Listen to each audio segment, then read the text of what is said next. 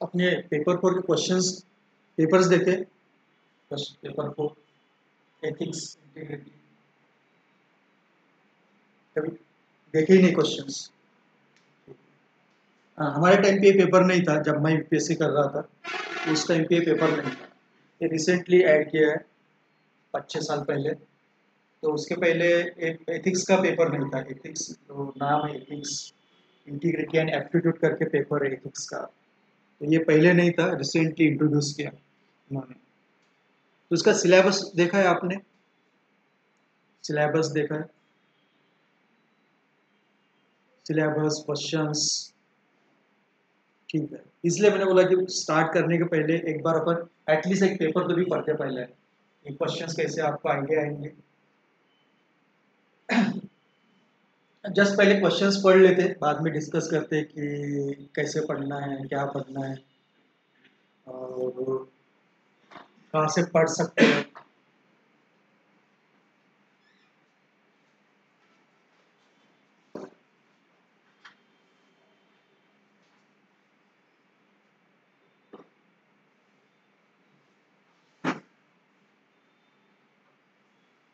तो पहले पढ़ लेते क्वेश्चंस, बाद में डिस्कस करेंगे कि किताबें क्या पढ़ना है, कैसे पढ़ना है, कहाँ का आपका सोर्स मटेरियल रहेगा, या आपको भी कुछ आइडिया आती है मुझे बताओ पढ़ते समय। ठीक है। सो ये रिसेंट पेपर है। एक्चुअली मेरी इच्छा थी कि पूरे अपन 4-5 साल के पेपर्स देख लेंगे, यानी आपको एक आइडिया भी आएगी किस तरह से पैटर्न भी चेंज हो रहा है। कि, अ, तो ठीक है, फिलहाल अपन एक ही पेपर डिस्कस करते हैं या तो पढ़ लेते। So answer the following questions in about 150 words, 10 marks for each question. The first question है, what do you understand by moral integrity and professional efficiency? What do you understand by moral integrity and professional efficiency in the context of corporate governance in India? Corporate governance in India. इसका मतलब है कि जो आप business standard पढ़ रहे हो, newspaper पर पढ़ोगे, तो वहां पे से बहुत सारी चीजें होती है। कॉर्पोरेट गवर्नेंस का मीनिंग क्या है? कॉर्पोरेट गवर्नेंस, कॉर्पोरेट गवर्नेंस का मीनिंग क्या है? Corporate governance यानी the that administration or that activities in the business, उसको हम कॉर्पोरेट गवर्नेंस बोलेंगे। गवर्नेंस यानी फंक्शनिंग। तो कॉर्पोरेट यानी बिजनेस में जो फंक्शनिंग चल रहा है, बिजनेस में जो एक्टिविटीज होती है, उसको हम कॉर्पोरेट गवर्नेंस बोलते हैं। यानी जैसे बोलते हैं ना कि पब्लिक सेक्टर गवर्नेंस यानी गवर्नमेंट के जो बिजनेसेस है गवर्नमेंट का, उसको हम कैसे कि पब्लिक सेक्टर गवर्नेंस बोलेंगे। तो उसी तरह से there is also corporate sector governance और corporate governance where we find the lot of problems in the corporate sectors. कि वहाँ पे कैसे कि जैसे फॉर एग्जांपल रिसेंटली कुछ साल पहले विजय मल्ल्या, नाम सुना है आपने? Vijay Mallya who was the owner of a Kingfisher. It was an aeroplane company, airlines company. Kingfisher was an airlines company. And this Vijay Mallya, that Kingfisher had heavily borrowed from the bank. And finally, he defaulted on his repayment to the bank. ये क्यों हुआ? It is because of corporate governance. कि उसने जो पैसा लिया था bank से, तो instead of using that money for the business purpose, he had used that money for the personal gratification, personal pleasure या पर्सनल कामों के लिए उसने इस्तेमाल किया। पैसा तो उसने कंपनी के रनिंग के लिए लिया, बिजनेस के लिए लिया, लेकिन उसने वो पैसा अपने खुद के इस्तेमाल के लिए इस्तेमाल किया। तो ऐसे बहुत बार होता है,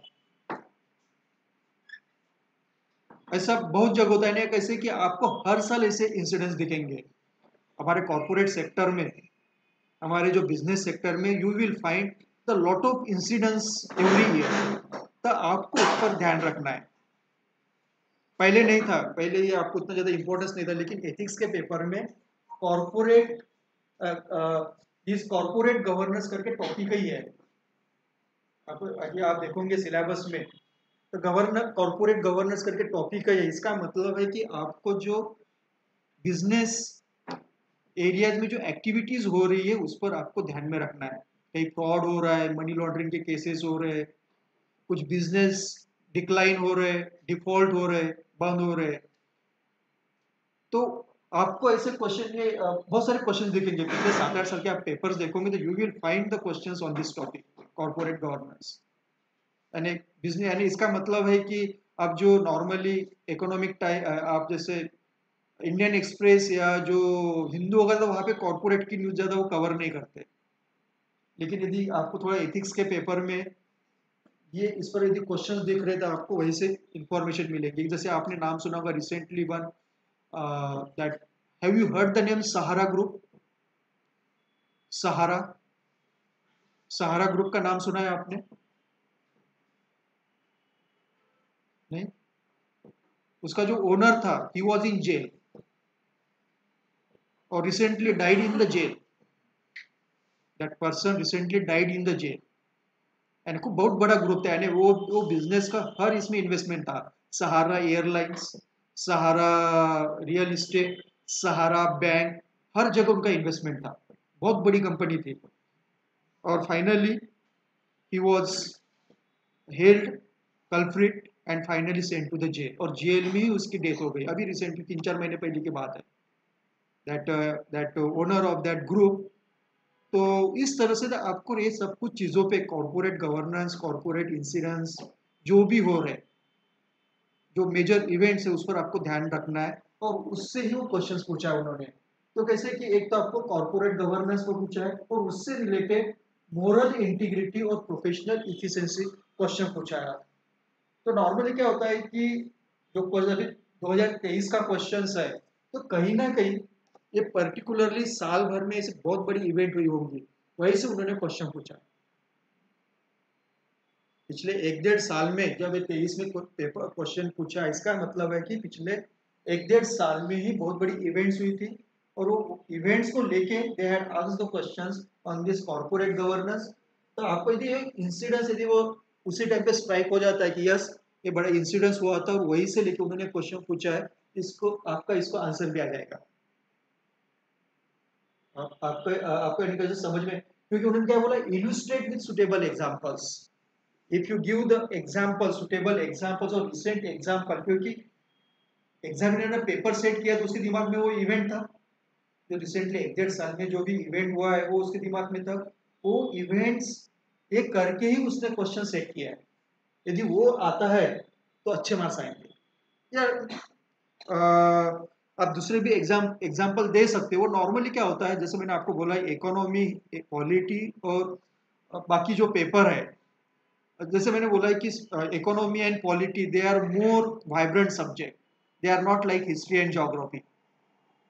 geography and history they are more of static subject, कि वहाँ पे कैसे कि जो पुरानी बातें हुई है 50 साल 100 साल पहले वही आपको लिखनी है। लेकिन ये जो पेपर है, एथिक्स का पेपर है, इकोनॉमी का पेपर है या पॉलिटी का पेपर है, तो कहीं ना कहीं रिसेंटली 1-1.5 साल में जो भी इवेंट्स हो रहे हैं वो ही पकड़ के वो क्वेश्चन सेट करते हैं। तो आपको हमेशा ध्यान में रखना है कि कहीं ना कहीं जो स्ट्राइक होता है आपको कि नहीं ये मैं इंसिडेंस यहाँ पे लिख सकता हूँ, तो अपना अपने आप उसका आंसर आ जाएगा आपको। ठीक है।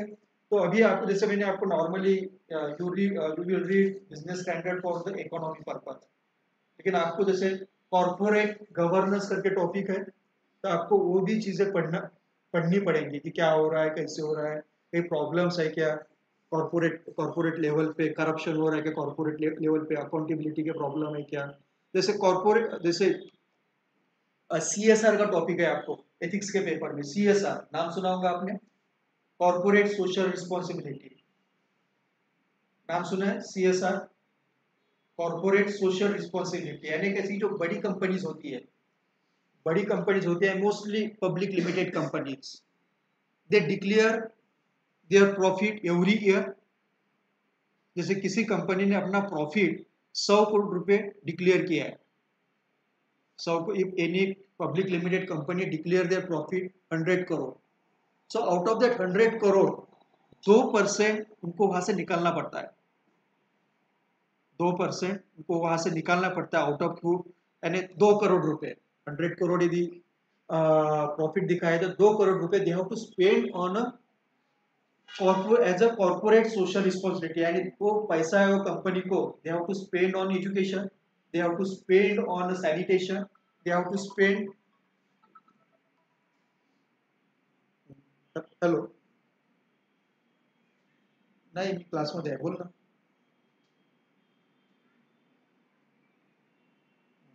तर किती वाजता येशील?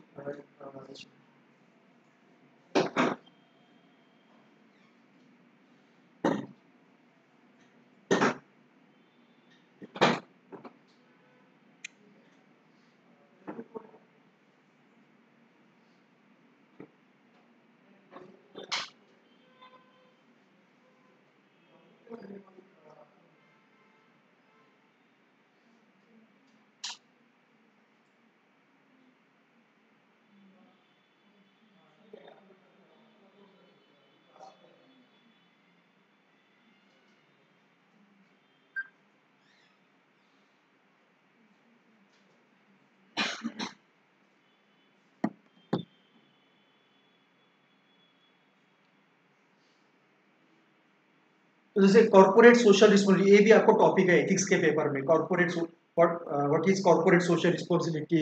या ऐसे तो जैसे कोई भी company, that company is declaring 100 crore as a dividend, 100 crore as a profit, तो उसमें से 2 करोड़ रुपए वो कंपनी को they have to spend that 2 crore रुपए on these certain activities like improving the education, women empowerment, sanitation और health या कुछ रूरल डेवलपमेंट, ऐसा खर्चा करना पड़ता है उनको, कंपलसरी है वो. यानी किसी कंपनी का 1000 करोड़ यदि प्रॉफिट होगा तो 20 करोड़ उनको वहां पे खर्चे करने ही पड़ते हैं. It is a binding. यदि वो नहीं करते हैं तो इट इज पनिशेबल एक्ट. तो आपको यानी कैसे, तो इस तरह से तो आपको कैसे कि वो CSR again it is related with the corporate activities. देखेंगे इस पर, उस पर भी क्वेश्चंस आए. तो उस तरह से आपको देखना है कि कहीं ना कहीं कि जब whenever you read the newspaper, अभी ठीक है आप बिजनेस स्टैंडर्ड, इकोनॉमिक टाइम्स नहीं पढ़ रहे हो, लेकिन जो भी आप पढ़ रहे हो इंडियन एक्सप्रेस या जो भी हिंदू, तो वहाँ पे ऐसे कुछ आपको आर्टिकल्स मिलते हैं कॉर्पोरेट गवर्नेंस से रिलेटेड, कॉर्पोरेट कॉन्फ्लिक्ट्स के रिलेटेड. ये तो वो आपको ध्यान में रखने हैं कि जैसे मुझे याद है, जैसे आप पुराने क्वेश्चन देखोगे, there was a conflict with in the Tata group. Cyrus Mistry का नाम सुना आपने? साइरस मिस्त्री. साइरस मिस्त्री was made the MD of a Tata group, chief chairman of the Tata group. अभी कौन है टाटा ग्रुप का चेयरमैन, कौन है अभी? आपको पता होनी चाहिए कुछ ये चीज, सब कुछ प्रीलिम्स में आ सकती है. Chandrashekhar is a chairman. पहले वो TCS के थे, बाद में नाउ ही इज. तो ये तो कैसे कि कॉन्फ्लिक्ट हुआ था between Ratan Tata and Cyrus मिस्त्री, उससे रिलेटेड उन्होंने क्वेश्चन पूछे थे. इन्फोसिस में प्रॉब्लम हुआ था. इन्फोसिस का जो one of the co founder was Narayana Murthy, and they had placed Vishal Sikka as head of a Infosys company. Vishal Sikka was a head of a, or he was made MD of a Infosys. So there was a conflict between Narayan Murthy and Vishal Sikka. Vishal Sikka was an Indian, but he was working in America. He was asked to head the Infosys company, और conflict एक level के बाद conflict आ गया उनमें. तो उससे related UPSC ने question पूछा. आप पुराने क्वेश्चन देखोगे 7-8 साल पहले के, तो उस तरह से तो आपको ये चीज़ों पे ध्यान रखना है कि क्या चल रहा है कॉर्पोरेट सेक्टर पे. ठीक है. तो ठीक है, आप बिजनेस स्टैंडर्ड नहीं पढ़ रहे हो, लेकिन जो बाकी भी पढ़ रहे हो, तो वहां पे ऐसे कुछ न्यूज आती है तो आपको ध्यान रखना है in the context of paper 4. Second question is international aid. International aid एक वर्ड्स मैंने आपको इकोनॉमी में पढ़ाया था, कोई बताओ मुझे. एड, AID, मैंने आपको इकोनॉमी में पढ़ाया था. हाँ बताओ. हाँ,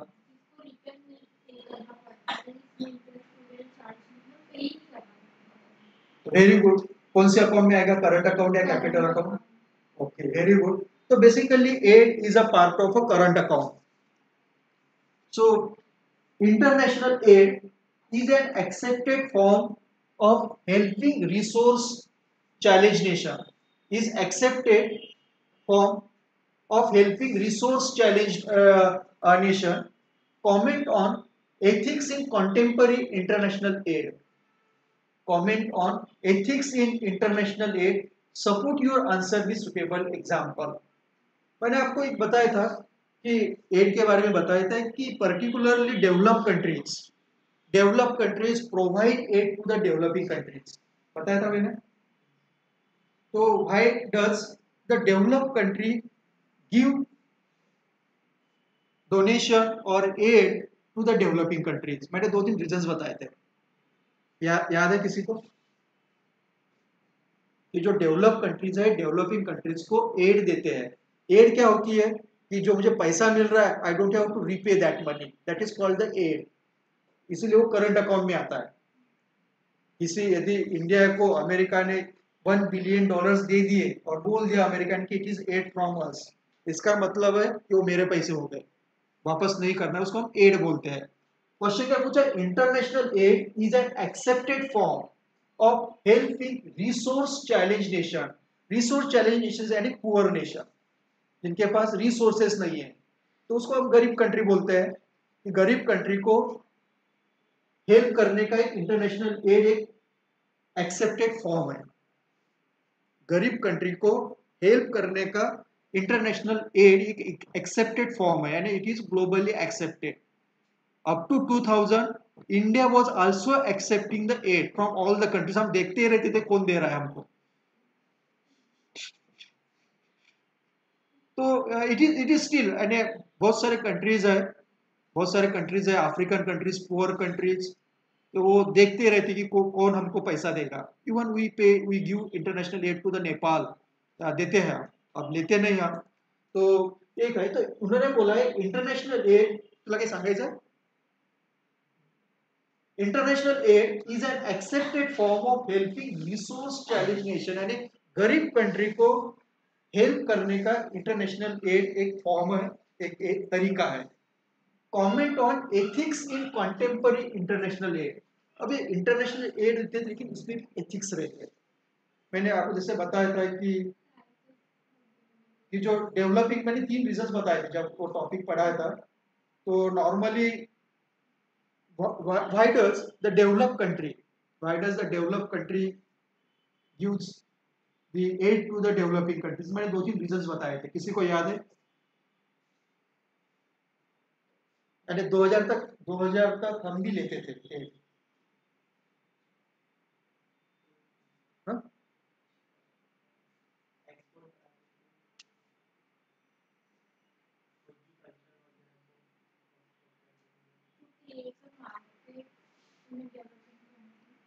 ओके, वेरी गुड।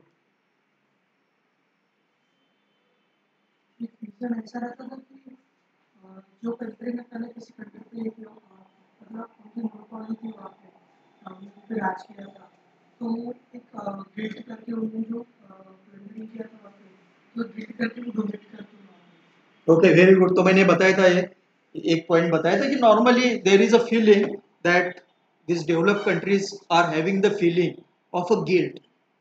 यानी उन्होंने कैसे कि for example Britishers had exploited the Indian people for 200 years, और उनको पता है कि आज हम इतने रिच क्यों है, it is because of exploitation of India. उनको पता है वो चीजें कि उन्होंने यहाँ के लोगों का एक्सप्लॉइटेशन करके अपने लोगों की भलाई की थी।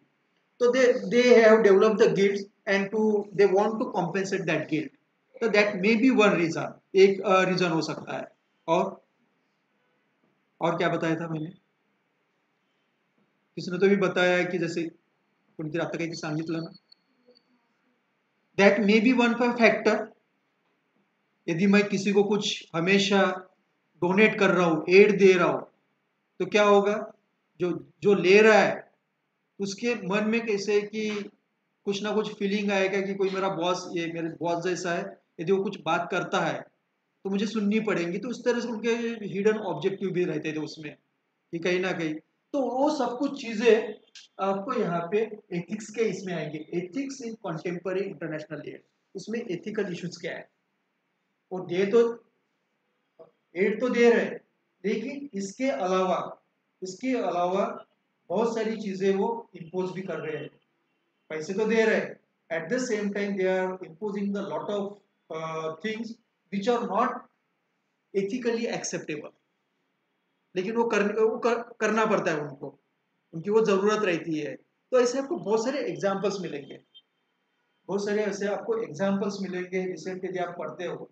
इसलिए देखो एथिक्स का पेपर है ना, इसमें मार्क्स नहीं आ रहे लोगों को, इसमें मार्क्स नहीं आते यानी कैसे कि 80-90 बहुत हो गए। तो आप पढ़ो तो भी इतने आएंगे, नहीं पढ़ो तो भी इतने आएंगे। लेकिन पढ़ोगे अच्छे तरह से, देखो यानी क्वेश्चंस बहुत डिफिकल्ट है, इकोनॉमी का क्वेश्चन एटलीस्ट आपको ऐसे एक बार वो पता चल जाता है कि ठीक है मैं इसका आंसर लिख सकता हूँ। आपने कुछ तो भी पढ़ा है रमेश सिंह ने इसमें, इसके आंसर के जो ये है, ये जो डेप्थ है बहुत अलग तरह की है और एथिकल इशू से ही रिलेटेड है। तो आपको बहुत सारी चीजें पता होनी चाहिए। तो कहीं ना कहीं आपको ऐसे कुछ एग्जांपल्स मिलेंगे कि develop countries are giving aid to the developing countries, और उसके साथ what type of conditions they are imposing, बहुत सारे ऐसे इम्पोजिंग। तो आपको वो चीजें पता चलेंगी when you read the newspaper. हम देखेंगे इसके आंसर्स देखेंगे हम बाद में, ऐसे आपको एग्जांपल्स भी मिलेंगे। तो अब फिर से support your answer with the suitable examples, यानी कैसे कि ये सब थ्योरेटिकल कम है, more it is more about the practical, यानी जो कुछ हो रहा है यानी एट अ ग्लोबल लेवल। तो वो आपको कहीं ना कहीं एक्सप्लेन करनी पड़ेंगी वो चीजें कि अमेरिका किसी को हेल्प कर रहा है, उसके पीछे कुछ ना कुछ तो उसका ये रहेगा ही, हेल्प रहेगा ही। अभी आप देखो recently America is not interested to support to the developing countries, यानी जो they are not interested to support to the Ukraine, they are not interested to support to the these people, Palestine people. तो reason क्या है, क्योंकि कैसे है कि there is a pressure on the US government from the American citizens. American citizens क्या बोल रहे हैं कि हम टैक्स देते हैं, तो इसका जो हम टैक्स देते हैं तो इसका फायदा हमको ही होना चाहिए। Why are you paying, why are you giving benefits to the people of other countries. तो ऐसा दिखता है कुछ लेवल पे कि America is also now following the isolation policy, जो जैसे कि पर्टिकुलरली 1925 से 1920 इफ यू सी, हमने वर्ल्ड हिस्ट्री में देखा था कि वो पहला इंसिडेंस था कि कौन सा, जब when there was a conflict between Japan and conflict between France and Germany, and on the issue of कौन सा वो अफ्रीकन कंट्री था, ऊपर के साइड में था अफ्रीका का कंट्री, हाँ मोरक्को, मोरक्को ही है ना। यहाँ पे ऐसा था, ऐसा ये है, यहाँ पे कौन सा कंट्री है, मोरक्को ही है क्या। कॉन्फ्लिक्ट हुआ था फ्रांस और जर्मनी का, and finally America had mediated in that conflict. तो that was the first incident when America intervened in the international market. उसके पहले America had followed the isolation policy. Even that United Nations, that idea was put up by League of Nations। की idea किसने दी थी, league of Nations, after the first world war. मैंने पढ़ाया था नहीं सब कुछ चीजें। League of nation, that idea was given by Woodrow Wilson, American president. उसने आइडिया दे दी, लेकिन अमेरिका लीग ऑफ नेशंस का मेंबर नहीं बने। So that way they had up to 1920s America had followed the isolation policy. Then from 1922 अभी तक हम देख रहे हैं कि America is very active in the global politics. लेकिन अभी ऐसा भी कुछ ऐसे इंसिडेंट्स दिख रहे हैं कि America is withdrawing from the global politics, they are more focusing on their internal politics. तो ये आपको यहाँ पे उसके एग्जांपल्स देखने पड़ेंगे। Then corruption is the manifestation of failure of core values in the society. Corruption corruption ये कैसे कि जो करप्शन एक टॉपिक हर साल के एथिक्स के पेपर में दिखेगा आपको। करप्शन का जो टॉपिक है ये हर साल के एथिक्स के पेपर में आपको दिखेगा। तो corruption is the manifestation of failure of core values in the Indian society. Indian society की कुछ कोर वैल्यूज है और उसका ये करप्शन क्या है, तो कोर वैल्यूज फेल होने के कारण हमें करप्शन दिख रहा है, ऐसा उनका कहना है। Corruption is the manifestation of the failure of core values of a Indian society. तो सबसे पहले you should know about the core values of a society. हमारे सोसाइटी के कोर वैल्यूज क्या है, और वो कोर वैल्यूज फेल हो रहे हैं इसलिए हमको करप्शन दिख रहा है हमारे कंट्री में, ऐसा उनका कहना है। In your opinion what measures can be adopted to uplift the core values in the society. और आपके हिसाब से ऐसे कौन से कोर वैल्यूज को आपको रिस्टोर करना पड़ेगा so that corruption will be eliminated. तो करप्शन कब कब होगा कि हमारी जो कोर वैल्यूज है, तो core value of Indian society में भी स्पिरिचुअलिटी, तो हो सकता है कि कहीं ना कहीं as we are moving from this modern this agriculture society to the modern society, modern society की तरफ हम मूव हो रहे हैं। तो हमारी जो सोसाइटी थी आज से 70 साल पहले, 70 साल पहले we were the agriculture society, और हमें अभी we have the aspirations to become the modern society, बराबर है। But the core value of modern society is a materialism. Core value of a industrial society is a materialism. If you see the America, the core value of America is a materialism, material consumerism. We call it a consumerism. But if you see the Indian society, the core value of Indian society is a spiritualism. अब कैसे कि this is one aspect core value of a Indian society. ऐसे आपको बहुत सारे core values मिल सकते हैं हमारी सोसाइटी के, हमारे ऐसे सोसाइटी के बहुत सारे ऐसे कोर वैल्यू हो सकते हैं। तो आपको वो कोर वैल्यू पकड़ के उसका आंसर लिखना है। तो कहीं ना कहीं you have to read sociology, जिसका थोड़ा सोशोलॉजी अच्छा रहेगा उसको अच्छी तरह से समझ में आ जाएगा कि आपको थोड़ा सा यदि सोशोलॉजी पता है कि वो कोर वैल्यूज क्या हो सकते हैं हमारी सोसाइटी के, तो हो सकता है spirituality is one core value of our society, materialism और consumerism is a value of a modern society, एक कोर वैल्यू हो सकता है। और कोई बताओ कोर वैल्यू इंडियन सोसाइटी का?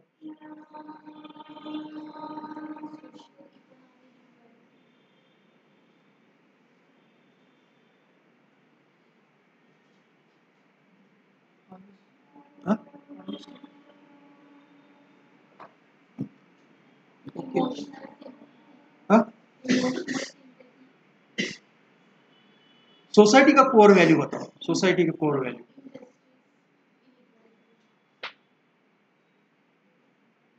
These are the universal values जो आप बता रहे हो, these are the universal value, वो यहाँ पर भी अप्लाई होते हैं, अमेरिका में भी अप्लाई होंगे। हमारे सोसाइटी के कुछ कोर वैल्यू आप बता सकते हो क्या? हाँ बोलो। कोर वैल्यू मतलब कुछ कास्ट के लोग दूसरे कास्ट के उनके कल्चर नहीं अपनाते। तो हो सकता है यानी कैसे कि caste as a institution, caste as a ideology, तब बोल सकते हैं कि caste is also one core value of a Indian society. यानी कैसे कि हम कास्ट को दो फॉर्म में देख सकते हैं, caste as an institution and caste as an ideology. Ideology यानी अगेन कोर वैल्यू हो गया, वैल्यू वैल्यू बेस्ड। तो आप लिख सकते हो caste is also one aspects और core value of Indian society, और कास्ट के कारण भी हम करप्शन देखते हैं। Caste is also one factor कि जिसपे, और सही है लिख सकते हैं आप। और बताओ कोर वैल्यू। हाँ, belief in a joint family, belief in a joint family is also core value of Indian society.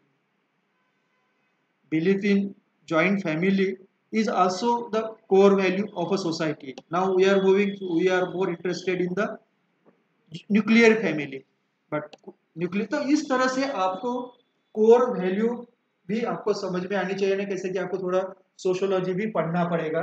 In your opinion what measures can be adopted to uplift the core values of a society. और अब जैसे कि एक तो आपने यहाँ पे लिखा है, लेकिन कैसे कि इसको आपको कनेक्ट करना पड़ेगा कि हम कैसे कि यहाँ पे जैसे जॉइंट फैमिली या न्यूक्लियर फैमिली नहीं लिख सकते क्योंकि वो पॉसिबल नहीं है, लेकिन आप स्पिरिचुअलिटी लिख सकते हैं। स्पिरिचुअलिटी कैसे कि हम बोल सकते हैं कि we should have a balance, ऐसा नहीं। What do mean by spirituality? आप स्पिरिचुअलिटी को कैसे डिफाइन करोगे?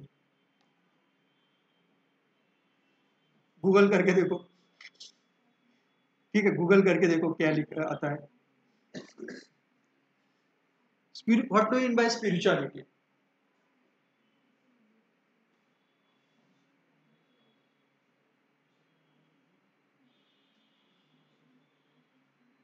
हाँ, मला सांगा. हा? देखील त्याचा अर्थ काय? आध्यात्मिकताचा अर्थ काय? How will you define the spirituality? Believe in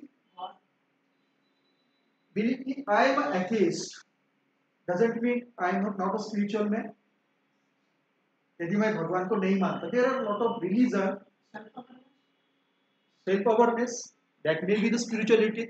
तो देखो अभी कैसे कि it is very difficult to define the spirituality. It is very difficult.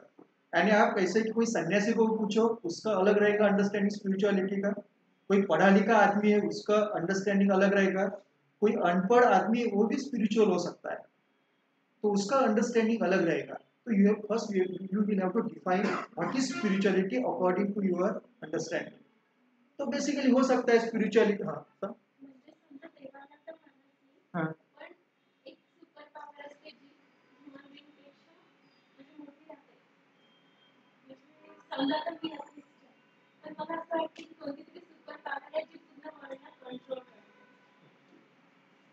मला खूप चांगलं वाटलं, तू काही ना मी न विचारतो तू सांगितलं, नाही तू बोलत नाही।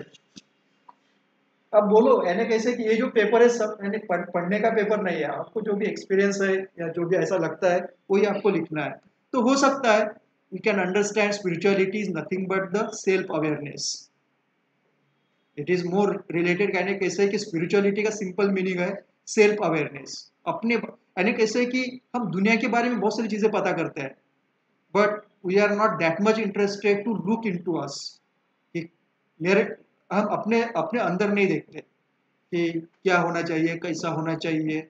जब ये अवेयरनेस बढ़ेगा खुद के बारे में, then automatically become more and more spiritual. तो आप गलत काम नहीं करोगे। व्हेन यू अवेयर कि आपको तो पता चलेगा कि भैया मैं ये गलत काम क्यों कर रहा हूँ, पैसा क्यों खा ले रहा हूँ, उसकी मुझे जरूरत है क्या, उसकी मुझे जरूरत है क्या। तो जब वो खुद पता चलेगा कि नहीं इसकी जरूरत ही नहीं है, तो you won't indulge in the corruption. तो जब आपको खुद को आपके बारे में पता चलेगा कि what is the purpose of my life, if you are self aware, so you will get, आप यदि सेल्फ अवेयरनेस बढ़ेगा आपका, तो आपको अपने बारे में पता चलेगा कि what is the purpose of my life, what are the objective of my life. तो ये जब ये चीजें अपने आप चलेंगी तो अपने आप पता चलेगा कि you will be distracted from the evil things. Corruption is a evil things. तो अपने आप को समझ में आएंगे कि नहीं ये गलत है, ये नहीं करना चाहिए, इससे मेरा कुछ फायदा नहीं होगा। तो ऑटोमेटिकली वो सेल्फ अवेयरनेस यदि क्रिएट होता है, तो ऑब्वियसली कि एक लेवल के, देखो आप यूपीएससी को क्यों जरूरत पड़ी एथिक्स का पेपर डालने की? ऑलरेडी यू आर वे, जो आप पढ़ के यूपीएससी से पढ़ के जा रहे हो and you are becoming collector, commissioner and a big officer, तो आपको ये पढ़ने की जरूरत नहीं है। लेकिन उनको रियलाइज हुआ कि bureaucracy is becoming more and more corrupt, तो उन्होंने एक्सेप्ट कर लिया, यानी यूपीएससी है finally accepted that bureaucracy is highly corrupt, और उनको सिखाने के लिए उन्होंने टॉपिक्स डाले। नॉर्मल ऐसा होना चाहिए कि भैया वो सब, यानी कैसे कि आप जब 1000 लड़के सिस्टम में जा रहे हैं इतनी बड़ी कंपटीशन के, बस वो लोगों ने सब कुछ पढ़ा है, फिलोसफी पढ़ा है, हिस्ट्री पढ़ा है, सोशोलॉजी पढ़ा है, तो होने के बाद भी if you are indulging in the corruption, that means you are not self aware. आपका सिर्फ कुछ लेवल पे अवेयर हुआ है लेकिन सेल्फ अवेयरनेस नहीं बढ़ा, आपका नॉलेज इंफॉर्मेशन बढ़ी है आपकी, यानी आपके जो माइंड में इट इज इंफॉर्मेशन बट खुद के बारे में आपको कुछ पता नहीं चला सोशियोलॉजी, हिस्ट्री या इकोनॉमी पढ़ने के बाद, तो उसके लिए उन्होंने पेपर डाला है।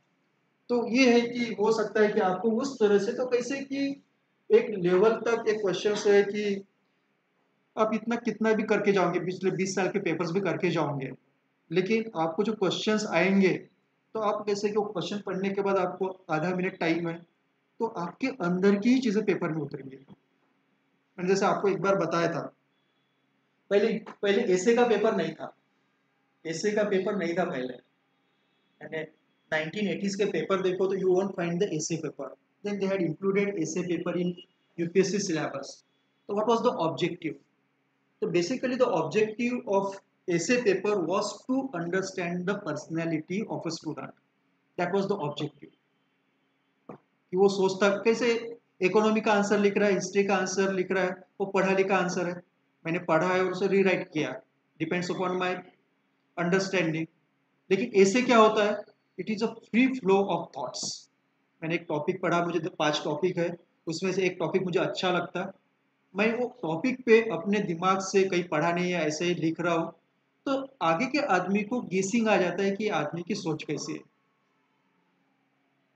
बाद में क्या हुआ, एक लेवल के बाद लोग यूपीएससी की यानी एसे की भी तैयारी करने लगे, एसे की भी यानी एसे भी रट्टा कर मारने लगे, ये करने 10-12 ऐसे पढ़ेंगे इधर उधर से, तो यूपीएससी को वो प्रॉब्लम आने लगा कि वहीं से भी वो आइडेंटिफाई नहीं कर पा रहे थे प्रॉपर वे से। तो उनको लगा कि वो how to identify the student, तो then they had introduce this paper कि उसकी सोच कैसे है। ये क्वेश्चन से समझ में आ जाता है कि आपका सोच कैसा है, आपका अपब्रिंगिंग कैसा हुआ है, स्कूल में, घर में, या आपके सोसाइटी में अपब्रिंगिंग कैसा हुआ, आपका देखने का तरीका कैसा है सोसाइटी में, सब कुछ चीज़ें क्वेश्चन से समझ में आ जाता है। जो लिखने यानी कैसे कि अ, अ, जैसे ये पेपर पता नहीं कौन चेक करते हैं, चेक करने वाले कोई कैसे कि नॉर्मली हिस्ट्री का पेपर चेक करना इजी है, इकोनॉमी का पेपर चेक करना इजी है, लेकिन ये पेपर चेक करना उतना इजी नहीं है। यानी कैसे कि you should have lot of information, आपको बहुत सारी इन्फॉर्मेशन चाहिए, रीडिंग अच्छा चाहिए। तो आपको इस तरह से उसको कनेक्ट करके कि कुछ ना कुछ ऐसे कोर वैल्यूज, तो आपको कैसे कि कैसे कोर वैल्यूज 5-6 कोर वैल्यूज करने पड़ेंगे, और रिपीट तो नहीं होगा क्वेश्चन, लेकिन दूसरा कोई तो भी कोर वैल्यू से कनेक्ट करके करप्शन पे क्वेश्चन पूछेंगे। मैंने आपको एक बार ज्वाइंट फैमिली और न्यूक्लियर फैमिली से रिलेटेड करप्शन का टॉपिक एक्सप्लेन करके दिया था। जैसे बोला था कि joint family is declining, we are moving towards the nuclear family, तो जैसे जैसे न्यूक्लियर फैमिली हो रही तो हमारा करप्शन ले, तो ग्लोबल सिनेरियो मैंने बताया था। ठीक है,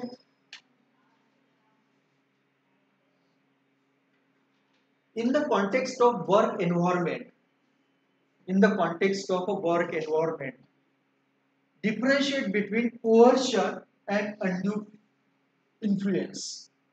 कोर्शन यानी जबरदस्ती हम बोलेंगे, एंड अनड्यू इन्फ्लुएंस यानी कैसे कि आप मेरे अंडर में कोई काम कर रहा है तो इसको जबरदस्ती कर रहा हूँ कि ये काम होना चाहिए, ऐसा होना चाहिए, या इनडायरेक्टली मैं उसको इन्फ्लुएंस कर रहा हूँ ये काम करने के लिए, तो इसका undue influence with suitable examples. तो इसके भी आपको ऐसे एग्जांपल्स मिलेंगे कि ऐसे कॉर्पोरेट लेवल पे बहुत ज़्यादा होता है, कॉर्पोरेट लेवल पे बहुत ज़्यादा ऐसे होते हैं कि जो टॉप लेवल के जो लोग होते हैं they are expecting the lot of things, और वहाँ पे वो हमेशा उस तरह से चीज़ें होती है, गवर्नमेंट उतना ज़्यादा पता नहीं, लेकिन कॉर्पोरेट लेवल पे वो चीज़ें बहुत बड़े लेवल पे होती है, वो चीज़ें कोर्शन या अनडू इन्फ्लुएंस, और जो चीज़ें नहीं करनी चाहिए वो करवा के लेते लोगों से वगैरह, तो उससे रिलेटेड एक क्वेश्चन है। तो आपको ऐसे टॉपिक्स आपको मिलेंगे न्यूज़पेपर में या कहीं ना कहीं से वो मिलते ही है। देन नेक्स्ट इज, ये हर साल क्वेश्चंस पूछ रहे हैं कि कोटेशन देते 3-4 हर साल, इसमें से एक गांधी जी का हमेशा रहता है, गांधी जी परमानेंट उन्होंने पकड़ लिए, तो अगले वो जब तक एग्जाम रहेंगी तब तक गांधी जी रहेंगे एग्जाम में। तो ये हर साल कोई भी पेपर, यानी फर्स्ट ईयर से देखो जब से पेपर इंट्रोड्यूस किया है, हर साल गांधी जी को उन्होंने पकड़ के रखा है, तो गांधी जी पर एक आएगा है। इसका मतलब है कि you have to read the Gandhi ji apart from history. History में तो गांधी जी इधर उधर आते ही है, तो वो तो आपको लिखना ही है। लेकिन यहाँ पे गांधी जी जो आप हिस्ट्री में पढ़ रहे हो कोई काम का नहीं रहेगा यहाँ पे, तो you have to read something about the Gandhi ji. ये कुछ ना कुछ गांधी जी से रिलेटेड क्या है, थोड़ा आपको एक्स्ट्रा रीडिंग करना ही पड़ेगा। 10 मार्क का क्वेश्चन हर साल आपको आएगा ही। तो you have to read about the Gandhi ji idea of trusteeship, Gandhi ji idea of ahimsa, ये तो आपको एक पढ़ना ही है। तो क्वेश्चन है, the simplest act of kindness, the simplest act of kindness are by far more powerful than 1,000 heads bowing in a prayer। Statement दिया उन्होंने Mahatma Gandhi. The simplest act of kindness are by far more powerful, यानी kindness की जो act है it is more powerful, यानी आप किसी को हेल्प कर रहे हो, किसी को आप सपोर्ट कर रहे हो। Simplest act of kindness, kindness यानी कैसे कि आप सपोर्ट कर रहे हो, किसी को हेल्प कर रहे हो, उसके प्रॉब्लम्स रिजॉल्व करके देख रहे हो, उसको हम काइंडनेस बोलेंगे। तो simplest act of kindness are by far more powerful, it is more powerful than 1,000 heads bowing in a prayer। यानी कैसे कि 1000 लोग एक जगह आए हैं और वो प्रेयर कर रहे हैं, उससे ज्यादा पावरफुल एक्ट किसी एक आदमी को हेल्प करना है। That is a statement of Mahatma Gandhi. ये आपको एक्सप्लेन करना है, ये आपको एक्सप्लेन करना है कि क्या ये जो दो सिनारियो उन्होंने दिए हैं, the simplest act of kindness are by far more powerful than 1,000 heads bowing in a prayer। यानी कैसे कि आप भगवान की पूजा करने के बजाय आप गरीब आदमी की पूजा करो, गरीब आदमी को हेल्प करो, सिंपल लैंग्वेज में। ठीक, मैंने जैसे आप देखोगे वो टीवी में आते हैं कि वो इसने 1 करोड़ रुपए का सोने का उनसे मंदिर को दिया, वो मुकुट बनाया, 1 करोड़ का 2 करोड़ का सोने का मुकुट बनाया। तो आपको ऐसे दिखेंगे तो सवाल ये आता है कि भैया इतना वो पैसा क्यों दे रहा है। तो उसने he should use that money for the welfare of a people, या गरीब लोग है ऐसे। तो वो उससे रिलेटेड है कि उन्होंने बोला है कि दो एक्टिविटीज, दो एक्ट्स है, उसमें से गांधी जी के हिसाब से this act is more powerful then praying the God, यानी कैसे कि this is praying the God. तो ये उन्होंने बोला है, तो ये आप लिख सकते हो, ऐसा कुछ ये नहीं है। यदि आप ये पेपर के क्वेश्चंस लिखोगे तो it will help you in the ऐसे पेपर। ये जो क्वेश्चंस है ना, it is more of a stimulating in nature. आपने जो 15-20 साल से बचपन से जो पढ़ा है, एक्सपीरियंस किया है, उससे रिलेटेड है। थोड़ा बहुत आपको पढ़ना पड़ेगा, थोड़ा बहुत पढ़ना पड़ेगा आपको, लेकिन कहीं ना कहीं आपका सोच समझ में आ जाता है कि आप किस तरह से सोच रहे हो, किस तरह से आपकी क्रिएटिविटी है। कुछ ना कुछ आपको ऐसा इंसिडेंस मिल जाएगा। कभी कभी ऐसा भी हो सकता है कि आपके खुद के जो एक्सपीरियंस है वहां पे धीरे धीरे आना चालू हो जाएंगे। It is always good. Then Jawaharlal Nehru का एक है, to awaken the people it is the woman who must be awaken. To awaken the people it is the woman who must be awaken. Once she is on the move, the family moves, the village moves, the nation moves। Jawaharlal Nehru तो comparatively easy है। आप है ना, women's education से related है, या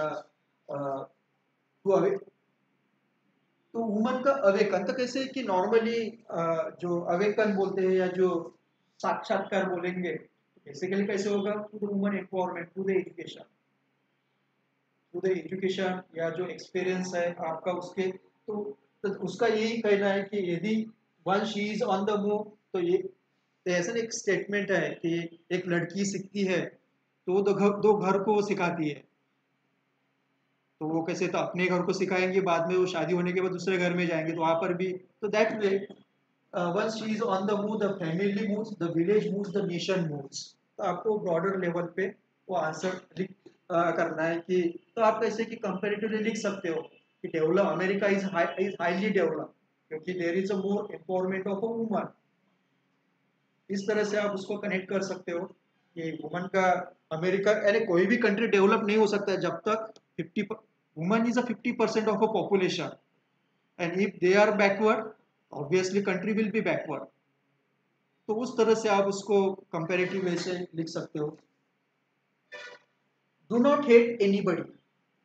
Do not hate anybody, because that hatred that comes out from you must in the long run come back to you. यानी जैसे है ना एक मन है, हाँ हाँ बोलो, every action there is a reaction. तो हम वो फिजिक्स में पढ़ते हैं, but it is also applied to the our life also.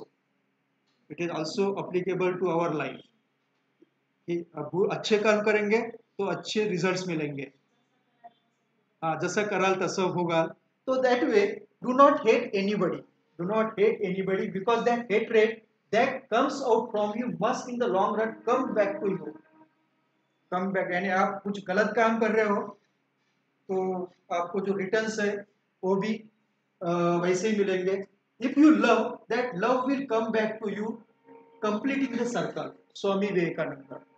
तो वैसे देखा जाए तो इसे पढ़ने की कोई जरूरत नहीं है. आप ऐसे लिख सकते हो, अपना कुछ एक्सपीरियंस लिख सकते हो, या आजू बाजू में जो भी हो रहा है उससे कनेक्ट करके आप आराम से उस पर लिख सकते हो. तो नॉर्मली ये क्वेश्चंस इजी है, लेकिन कुछ कुछ जैसे अब्राहम लिंकन के कुछ स्टेटमेंट देखे थे मैंने, या जॉन रॉल्स के है, या ऐसे, तो वो थोड़े डिफिकल्ट रहते हैं. यानी कैसे कि हमको उसका बैकग्राउंड पता नहीं रहता बहुत बार, तो ऐसे ऐसे टाइम पे इट बिकम्स वेरी डिफिकल्ट.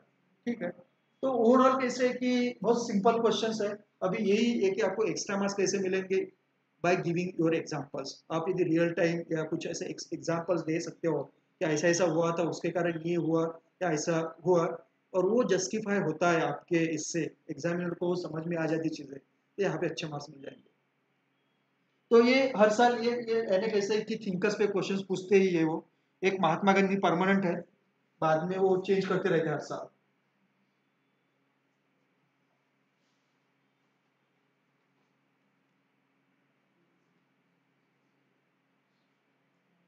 अब क्वेश्चन है, what really matters?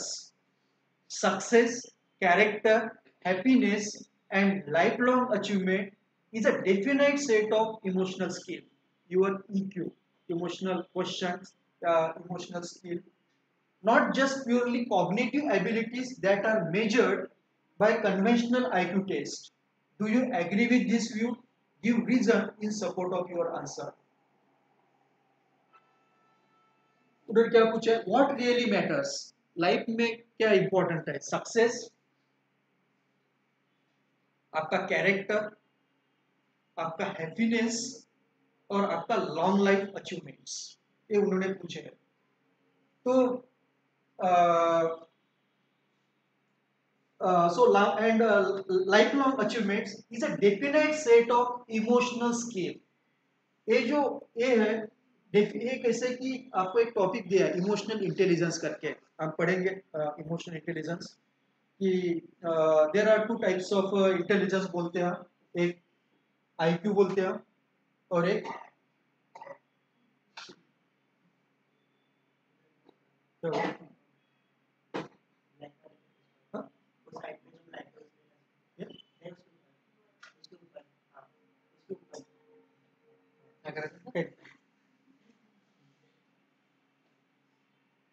So what really matters?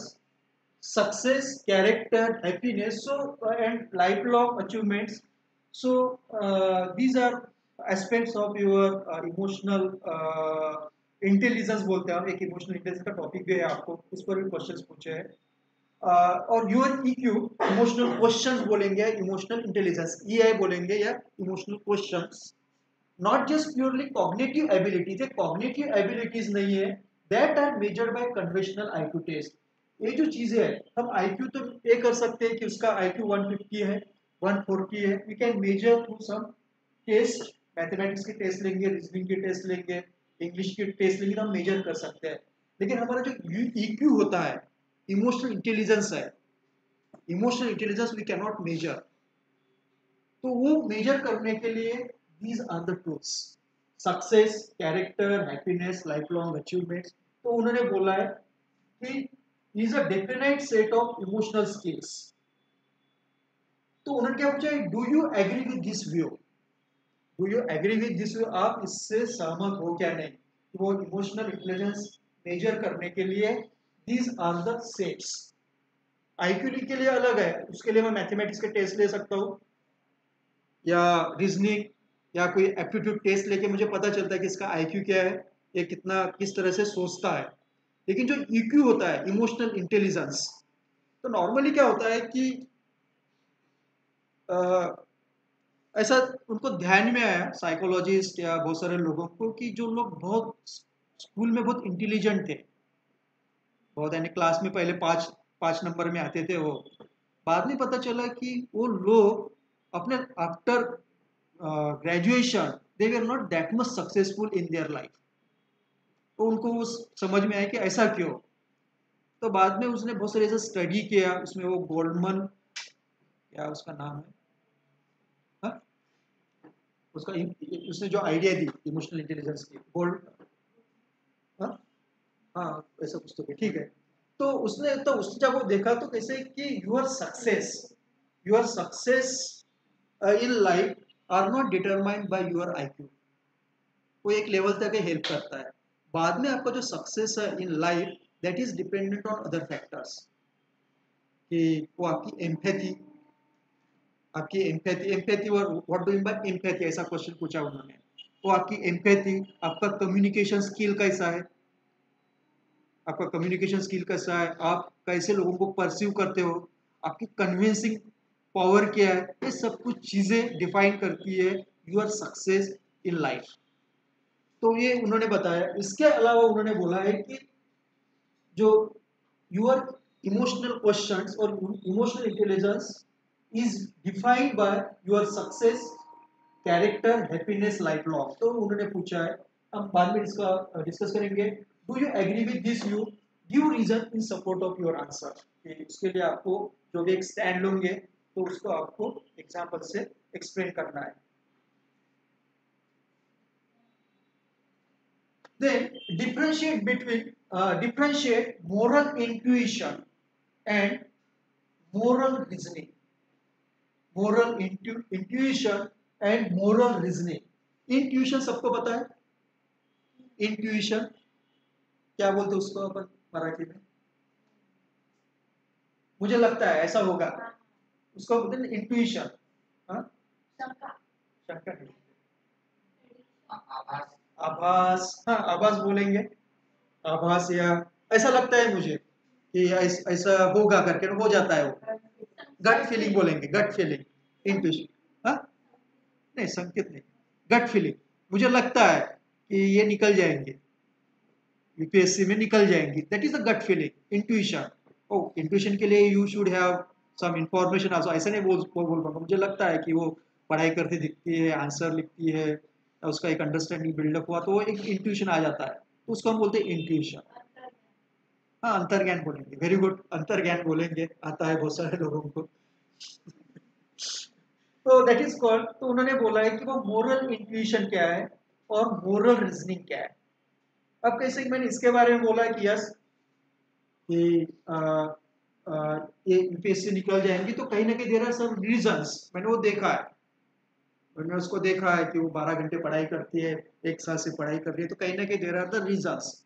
लेकिन कुछ कुछ चीजें ऐसे भी होती है कि मैं पहली बार मिल रहा हूँ और उसके बाद प्रेडिक्ट करता हूँ और पता नहीं वो चीजें कहाँ से आती है, या क्या होता है। तो बहुत सारे ऐसे लोगों को वो होता है। आ, एक बार हमारे खेत में हमने बहुत आज से 20 साल पहले हमने एक बोर खोदा था। तो जैसे कि इसके लिए हमने एक आदमी को बुलाया था, वर्धा के साइड में रहता था वो। तो वो आया था हमारे खेत पे और कैसे कि पूरा वो खेत घुमा वो, और उसने हमको 2 स्पॉट बताए, बोले यहाँ पे पानी लग सकता है मुझे। ये बात होगी 2003 की बात होगी, मैं आज से 20 साल हो गए। तो उसने 2 स्पॉट बताए और वो चला गया।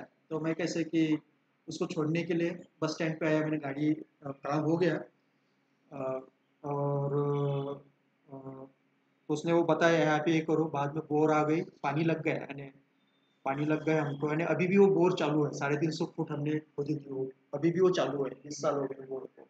और उतना ही पानी आता है। तो मुझे थोड़ा ये लगा कि ये आदमी ने कैसे बताया, इतना बड़ा, ऐसा भी खेत भी ऐसा नहीं बहुत बड़ा खेत है, 12-13 एकड़ का बड़ा खेत है और उसने 2 ही स्पॉट बताए। तो 4 बजे वगैरह मेरे पिताजी ने बोला कि अभी उनका काम हो गया, अब उनको छोड़ दो बोले बस स्टैंड पे। मैंने उसको गाड़ी पे लिया और बस स्टैंड पे छोड़ दिया। तो मुझे थोड़ा था कि ये आदमी ने बताया कैसे यहाँ पे कि पानी लगेगा करके, इतना बड़ा खेत होने के बाद। क्योंकि उसके पहले एक 15 दिन पहले हमने जियोलॉजिकल सर्वे के 2 लोगों को लाया था, 3 लोगों को। उन्होंने भी स्पॉट बताए थे, लेकिन उनके स्पॉट अलग थे, तो हमको भी भरोसा नहीं था उन लोगों पे। तो ऐसे ही मैंने पूछा कि भैया आपको कैसे पता चला कि आपने, तो उसने ऐसे बताया कि बोले जितने मैंने अभी तक स्पॉट बताए कभी फेल नहीं हुआ, बोले हर जगह पानी लगा। तो मुझे वो क्यूरियोसिटी थी, मैंने पूछा उसको कि भैया तो बोले कि मैं ऐसे जब ऐसे घूमता हूँ बोले, तो मुझे पैर को ऐसा कुछ फीलिंग होता है बोले, फीलिंग होता है कि जहाँ पे पानी रहता है तो मुझे फीलिंग होता है बोले, मेरे पैर को फीलिंग होता है बोले। बोला कि अब पता नहीं, उसने तो मुझे बोल दिया, हो गया बोला। अब अब कैसे कि ठीक है, यहाँ तक मैंने ये कर लिया। बाद में उसने जो दूसरा स्पॉट बताया था वहां पर भी पानी था। पानी इसलिए था क्योंकि कैसे कि जहाँ पे उसने स्पॉट बताया था वहां पे एक बार बिजली गिरी थी पेड़ पे। कोई उसने मुझे कुछ पता है वो चीज़, तो उसने वो स्पॉट है यहाँ पे बोले पानी है बोले। और कुछ 10 साल पहले वगैरह वहाँ पे पेड़ था, वहाँ पेड़ पे दोपहर को बिजली गिरी थी। तो नॉर्मली ऐसा है कि जहाँ पे बिजली गिरती है वहाँ पे पानी रहता है बोलते हैं। जहाँ पे बिजली गिरती है वहाँ पे बहुत पानी रहता है बोलते हैं, पता नहीं उसका क्या साइंस है। तो लेकिन जहाँ पे उसने जो स्पॉट बताया था मुझे, दूसरा 2 स्पॉट बताए थे उसने, तो वो स्पॉट थोड़ा अंदर था, खेती के अंदर था, इसलिए हमने चूज नहीं किया। जो दूसरा बताया था वो एकदम बुरा बोलते हैं अपन, वहां पे था, तो हमने वो ए किया।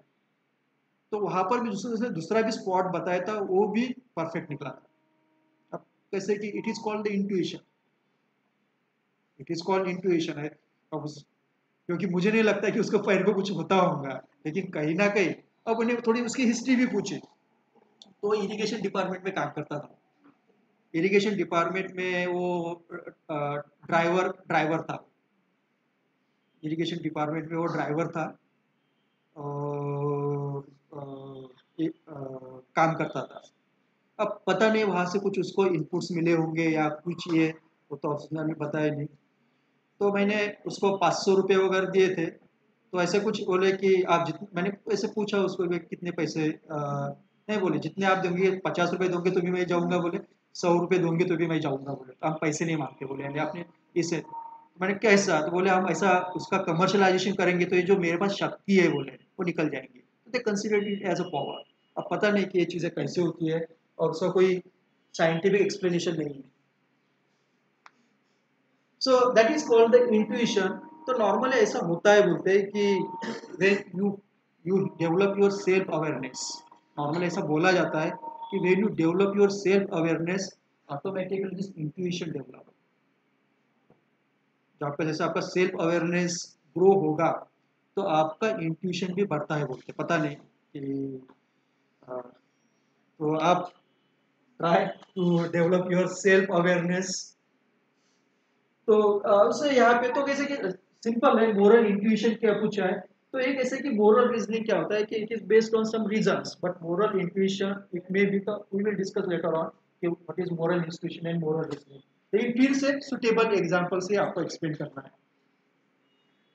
इज कंसाइंस और conscious a more reliable guide when compared to laws, rules and regulation in the context of ethical decision making। Upon conscience या कॉन्शियस बोलते हैं हम, कैसे कि is conscious a more reliable guide, यानी कैसे कि बोलते हैं यार ये चीज मुझे मेरे कॉन्शियस को पट नहीं रही, ऐसा बोलते हैं हम बहुत बार। when compared to the laws, rules and regulations, when compared to laws, rules and regulation in the context of ethical decision making, यदि मुझे ethical decision making लेना है तो should I follow laws, should I follow rules और should I follow मन की बात, जो मेरे मन को क्या लग रहा है। बहुत बार ऐसा होता है कि लॉज कोई जरूरी नहीं है कि that laws should align with your consciousness, कोई जरूरी नहीं है। जो लॉज होते हैं या रूल्स होते हैं, रेगुलेशंस होते हैं, जरूरी नहीं है कि वो आपके कॉन्शियस लेवल के हिसाब से हो, क्योंकि मैंने आपको बताया कि जो लॉज रूल्स रेगुलेशंस बनते हैं they are done to protect the interest of someone.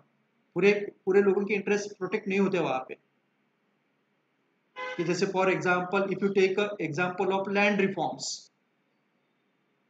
Objective तो अच्छा था कि भैया हर आदमी के पास जमीन होनी चाहिए, लेकिन उन्होंने उस तरह के बनाए क्या वो लॉज। तो उस तरह से तो बहुत बार ऐसा नहीं है कि जो लॉज रूल्स और रेगुलेशंस ये आ, हर आदमी के फायदे के लिए होंगे, ऐसा जरूरी नहीं है। तो बहुत बार ऐसा हो सकता है कि मुझे लगता है कि यस ये जो लॉ बना है वो गलत है, तो I will give importance to my conscience और कॉन्शियस। तो ये उन्होंने पूछा है, is conscious a more reliable guide when compare to laws rules and regulation in the context of ethical decision making. तो आपको कोई एग्जाम्पल से ही उसका आंसर लिखना है, आपको एक एग्जाम्पल देना पड़ेगा और एग्जाम्पल से आपको एक्सप्लेन करना पड़ेगा कि यस कि मुझे लगता है कि this is more reliable to follow the line और दिस इज मोर रिलायबल। आपको एक कॉल लेना पड़ेगा और उस हिसाब से एक एग्जाम्पल देके उसको आंसर लिखना पड़ेगा। प्रोबिटी, अगेन प्रोबिटी यानी ऑनेस्टी बोलेंगे आप। Probity is essential for an effective system of governance. Probity is essential for an effective system of governance and socio-economic development। यानी कैसे कि हमारा जो इकोनॉमी सोशो इकोनॉमिक डेवलपमेंट या गवर्नेंस के लिए ऑनेस्टी होना बहुत जरूरी है। प्रोबिटी का मतलब है ऑनेस्टी। तो जब तक ऑनेस्ट नहीं रहेंगे हम हमारे काम के प्रति, तब तक गवर्नेंस प्रॉपर नहीं होगा, या गवर्नेंस प्रॉपर नहीं तो सोशो इकोनॉमिक डेवलपमेंट नहीं होगी। कि तो जब तक ये ऑनेस्टी यानी कैसे कि कल परसों की बात है, मेरे एक रिलेटिव्स आया, घर में बैठा था, मैंने इसे पूछा ऑफिस में कितने बजे जाते हो, तो 9:30 बजे का रहता है बोले, और मैं 11 बजे ही पहुंचता हूँ बोले ऑफिस में। मतलब क्यों, उठता ही लेट हो बोले। अब कैसे कि it is a case of honesty, it is a case of honesty यानी कैसे कि टाइमिंग तो है। तो बोले पहले था, बोले कोरोना के पहले 9:30 बजे पहले जाना ही पड़ता था बोले, 9:30 के पहले। अब वो उन्होंने रिलैक्स कर दिया, अब लोग कोई फॉलो नहीं करते, तो 11 बजे के पहले कोई आता ही नहीं बोले। तो देन इट अफेक्ट्स गवर्नेंस। तो उसके नीचे का कोई आदमी नहीं आएगा काम करने के लिए, उसको पता है मेरा बॉस ही 11 बजे आता है तो मैं क्यों जाऊँगा। Obviously it affects our development. तो वो जो ऑनेस्टी है दो या प्रोबिटी बोलते, probity is essential for effective system of governance. यानी कि मैं काम कर रहा हूँ तो काम जिस आदमी का काम कर रहा हूँ तो आई शुड वर्क कि उस तरह से उसको वो हेल्प होनी चाहिए। लेकिन कैसे कि वो नहीं हो पाता यार, वो नहीं करते because they are expecting something, they are expecting something. यदि वो मिल रहा है तो काम जल्दी होगा, नहीं मिल रहा है तो आपकी वो फाइल वैसे ही पड़ी रहेगी। तो वो जो चीज़ें है तो कहीं ना कहीं प्रोबेबिलिटी ऑनेस्टी पर उन्होंने क्वेश्चन पूछा है। What were the major teachings of Guru Nanak. अभी थोड़े और भी क्वेश्चंस आते हैं, कोई सिख लड़का होगा तो खुश हो जाएगा क्वेश्चन देख के बाकी लोगों को तो आएगा ही नहीं। What were the major teachings of a Guru Nanak? Explain the relevance in the contemporary world। अब पता नहीं उस टाइम पे गुरु नानक का ऐसा कुछ मैंने पढ़ा तो नहीं, कुछ ऐसा चल रहा था, लेकिन पूछ लिया उन्होंने तो शायद एग्जामिनर एक सीख होगा जब पेपर सेट किया होगा, तो ऐसा भी हो सकता है। ठीक है, ऐसा कुछ एक आधे बार और क्वेश्चन आता है, लेकिन हैंडल कर सकते हैं आप। ये कैसे है कि एज ए रिलीजन, हर रिलीजन के कुछ मेजर टीचिंग्स है। Brotherhoodness is a teaching, respect to the fellow men, ये जो बेसिक नहीं है, एक आधे बार हमको परफेक्टली पता नहीं रहे तो भी हम लिख सकते हैं। What were the major teaching of Guru Nanak, explain the relevance in contemporary world, explain the term social capital, how does it enhance good governance. तो मैंने शायद सोशल कैपिटल के बारे में एक आधी बार बताया होगा, इकोनॉमी में पढ़ाते समय। हाँ बता, कहीं ना कहीं तो बताया होगा सोशल कैपिटल। हाँ ठीक है, तो बेसिकली कैसे कि there are two types of a capital, one is called economic capital, that is money, इसको हम इकोनॉमिक कैपिटल बोलते हैं। सोशल कैपिटल का मीनिंग क्या है कि that trust with in the society, that is called the social capital. Trust with in the society is called the social capital, उसको हम सोशल कैपिटल बोलते हैं। यानी normally normally European countries is having a high social capital. तो normally क्या होता है कि if a society is a more homogeneous, if society is a more homogeneous, you will find more social capital. जितनी society homogeneous रहेंगे उतना ज्यादा social capital ज्यादा रहेगा। If society is more heterogeneous तो झगड़े झगड़े होंगे। If there are Hindu and Muslims, we have less because we don't trust each other. Hindu don't trust Muslims, Muslims don't trust Hindus. तो वी आर हेट्रोजीनियस सोसाइटी, उसके कारण क्या हो रहा है, there is a less social capital. तो उस तरह से तो कहीं ना कहीं how does it enhance good governance, यदि सोशल कैपिटल बढ़ता है तो obviously it will helps to improve the good governance, governance भी इंप्रूव होता है।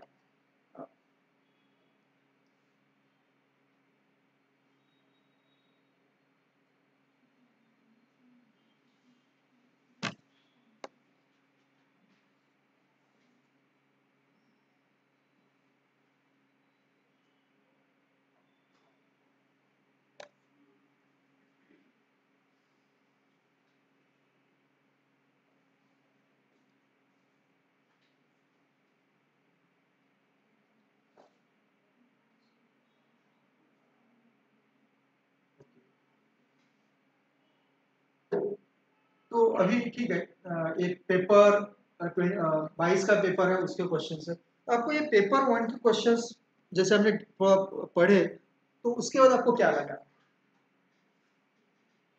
What is your feeling? तुझं नाव?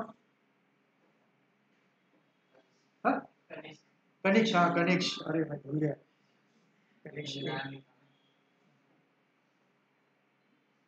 कनिक्स अभी एंशियंट इंडिया में आपको नाम आ जाएगा, Kanishka 78 AD. Kanishka was a central Asian king. तुला काही फिलिंग आलं क्वेश्चन वाचल्यानंतर? जस्ट हमने डिस्कस किए तो क्या लगा, कैसे लगा पेपर, जो भी ऐसा ओपिनियन, ऐसा कुछ ये नहीं है। मतलब है, वो सिर्फ एक ही सोर्स से पढ़ने की जरूरत नहीं और चार पांच सोर्स से अच्छे से पढ़कर मतलब अच्छे पूरा अध्ययन करके उसका आंसर कर पाएंगे। Okay, very good. मतलब सिर्फ एक ही चीज पर डिपेंड नहीं रहना चाहिए। ठीक है, बराबर है, सही। हाँ, तुझं नाव? सम्यक सम्यक, सम्यक, हाँ। Opinion based question. हाँ,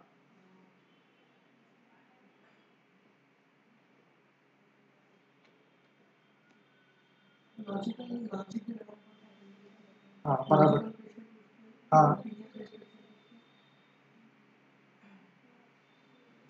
और अपनी आइडियोलॉजी क्या है, क्या है, रियलिटी पर्सनालिटी कैसी है। तो जब पेपर लिखते हैं तो उसमें सीखना कि अपनी पर्सनालिटी कैसी है। ओके।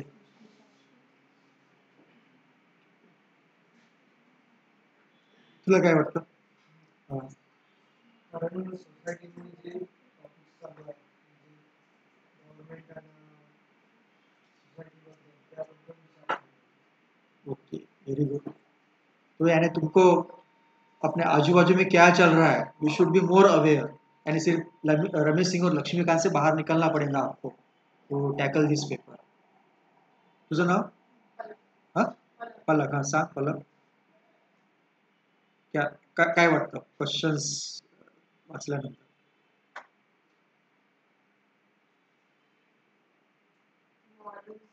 हाँ,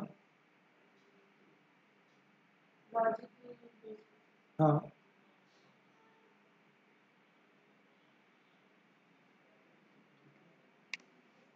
तुझं नाव? मधुरा, हाँ, हाँ, हाँ, हाँ, हाँ, हाँ, हाँ,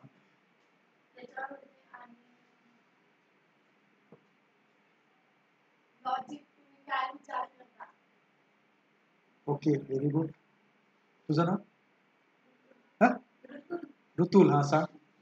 They are motivated to our daily life. हा, With social awareness and self-awareness. Social awareness and self awareness. Very good.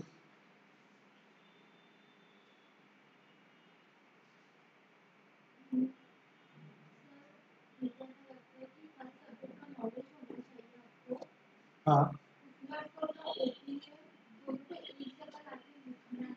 हम्म, जहाँ मीन्स एंड लॉ की बात आ रही है तो आपको पता होनी चाहिए कि उस कंडीशन में क्या मीन्स एंड लॉ है और आप कैसे एक्ट करते हो एट ए पर्टिकुलर सिचुएशन. और आपको अपने टेम्पर को कैसे स्टेबल रखना है किसी क्वेश्चन में.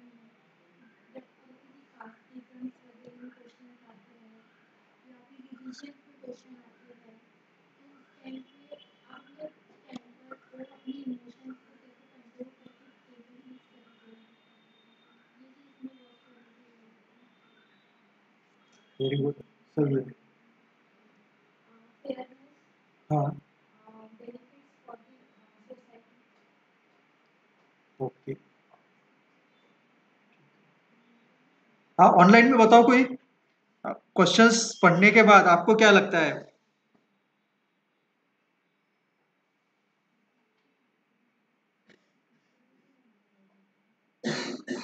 हाँ, नंदिनी बोलो.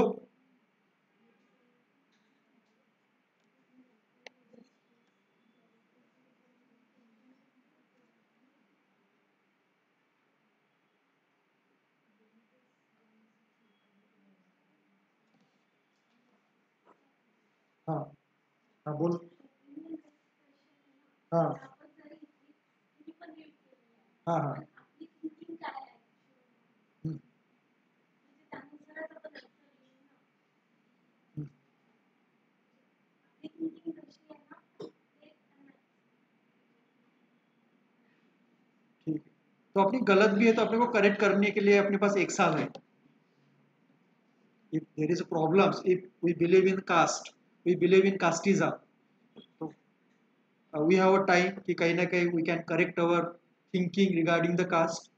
If I have a patriarchal mindset, तो I have a time to correct that. मुझे वो समझ. तो उसके लिए कैसे है कि मुझे एफर्ट्स भी लेने पड़ेंगे. ऐसा नहीं है कि वो अपने आप हो जाएगा. कैसे we can change our personality, we can change our essence. हम चेंज कर सकते हैं कि हमारा जो ये है कि हमें पता है यानी कैसे कि जैसे मुझे सेल्फ अवेयरनेस बढ़ेगा मेरा तो मुझे बहुत सारी चीज़ें भी पता चलेंगी. नहीं, ये तो मैं गलत कर रहा हूँ. तो I can change, I can rectify, I can eradicate. मुझे पता चलता है कि yes I am hot tempered man. ये मुझे पता चला तो आई कैन चेंज इट. क्योंकि इससे पता है इससे तो बाकी लोगों का तो नुकसान हो रहा है लेकिन मेरा भी नुकसान हो रहा है. तो आई कैन चेंज इट. जब से मुझे पता चलता है कि yes I am a dishonest man. पता चला, अभी तक नहीं था मुझे पता. ऐसा हो सकता है, ऐसा कोई ज़रूरी नहीं है. लेकिन जैसे मुझे वो पता चलता है कि yes I am a dishonest man तो आई कैन चेंज इट. ऐसा नहीं है कि कभी ना कभी था वो यदि मुझे पता चलता है कभी ना कभी कि पता चलता है तो मैं चेंज भी कर सकता हूँ. ऐसा कुछ ये नहीं है चीज़ है. तो basically there is a huge scope for the improvement. Every day there is a scope for improvement. कि ऐसा हो सकता है कि कभी कभी मैंने गलती से कुछ इसके कारण मैंने गलत डिसीजन लिया, नहीं करना चाहिए था. मैंने चोरी की थी आज से 10 साल पहले, या मैंने कुछ गलत काम किया था, हो गया मेरे से उस टाइम पे. मे भी कुछ फैक्टर्स होंगे कि तो लेकिन अभी तो मुझे वो अपॉर्चुनिटी है टू करेक्ट दैट. तो उस तरह से कैसे होता है कि every day we have a chance to correct our wrong things, correct our bad things and improve my personality. And एक टाइम पे ऐसा लगना चाहिए कि I have more self aware, I am. तो बेसिकली पेपर का ऑब्जेक्टिव ही है. They wanted to have a good people in the system.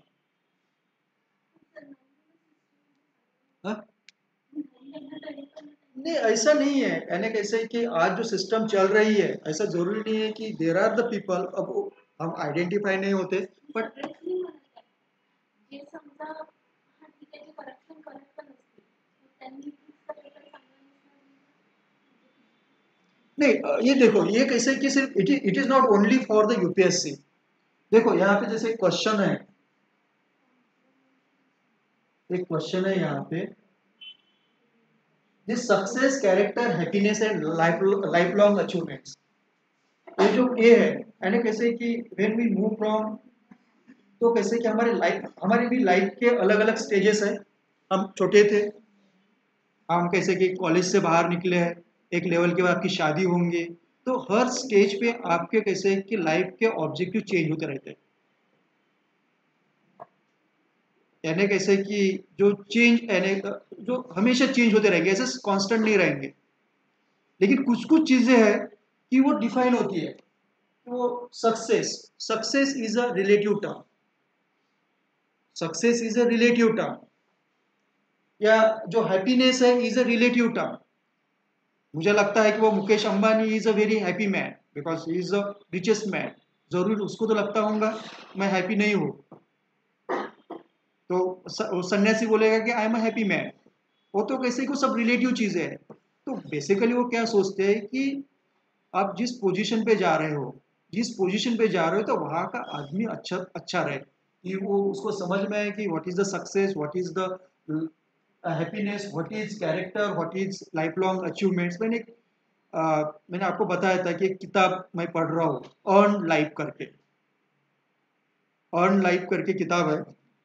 मैंने अभी वो मेरे दोस्त को दी। वो हर चैप्टर के बाद एक्सरसाइजेस है वहाँ पे, हर चैप्टर के बाद एक्सरसाइजेस है। हम किताब वो चैप्टर तो पढ़ लेते लेकिन एक्सरसाइज नहीं करते। एक्सरसाइज इसलिए नहीं करती, डर लगता है। वो जो जो एक्सरसाइज है, दीज आर कैसे कि when we try to do that exercise, तो हम वो कागज पे लिखना चाहते हैं। मुझे पता है, मैंने चोरी की थी, कागज पे लिखना डर लगता है,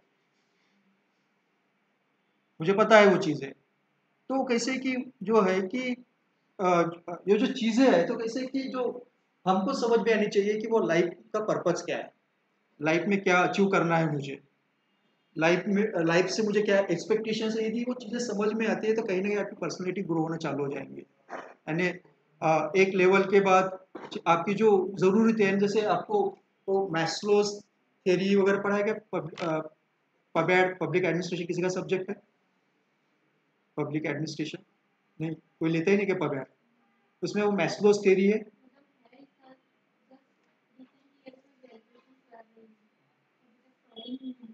या एमबीए हुआ होगा किसी का, तो उसमें एक मैस्लोस थ्योरी है, मैस्लोस MASLOWS, मैस्लोस थ्योरी।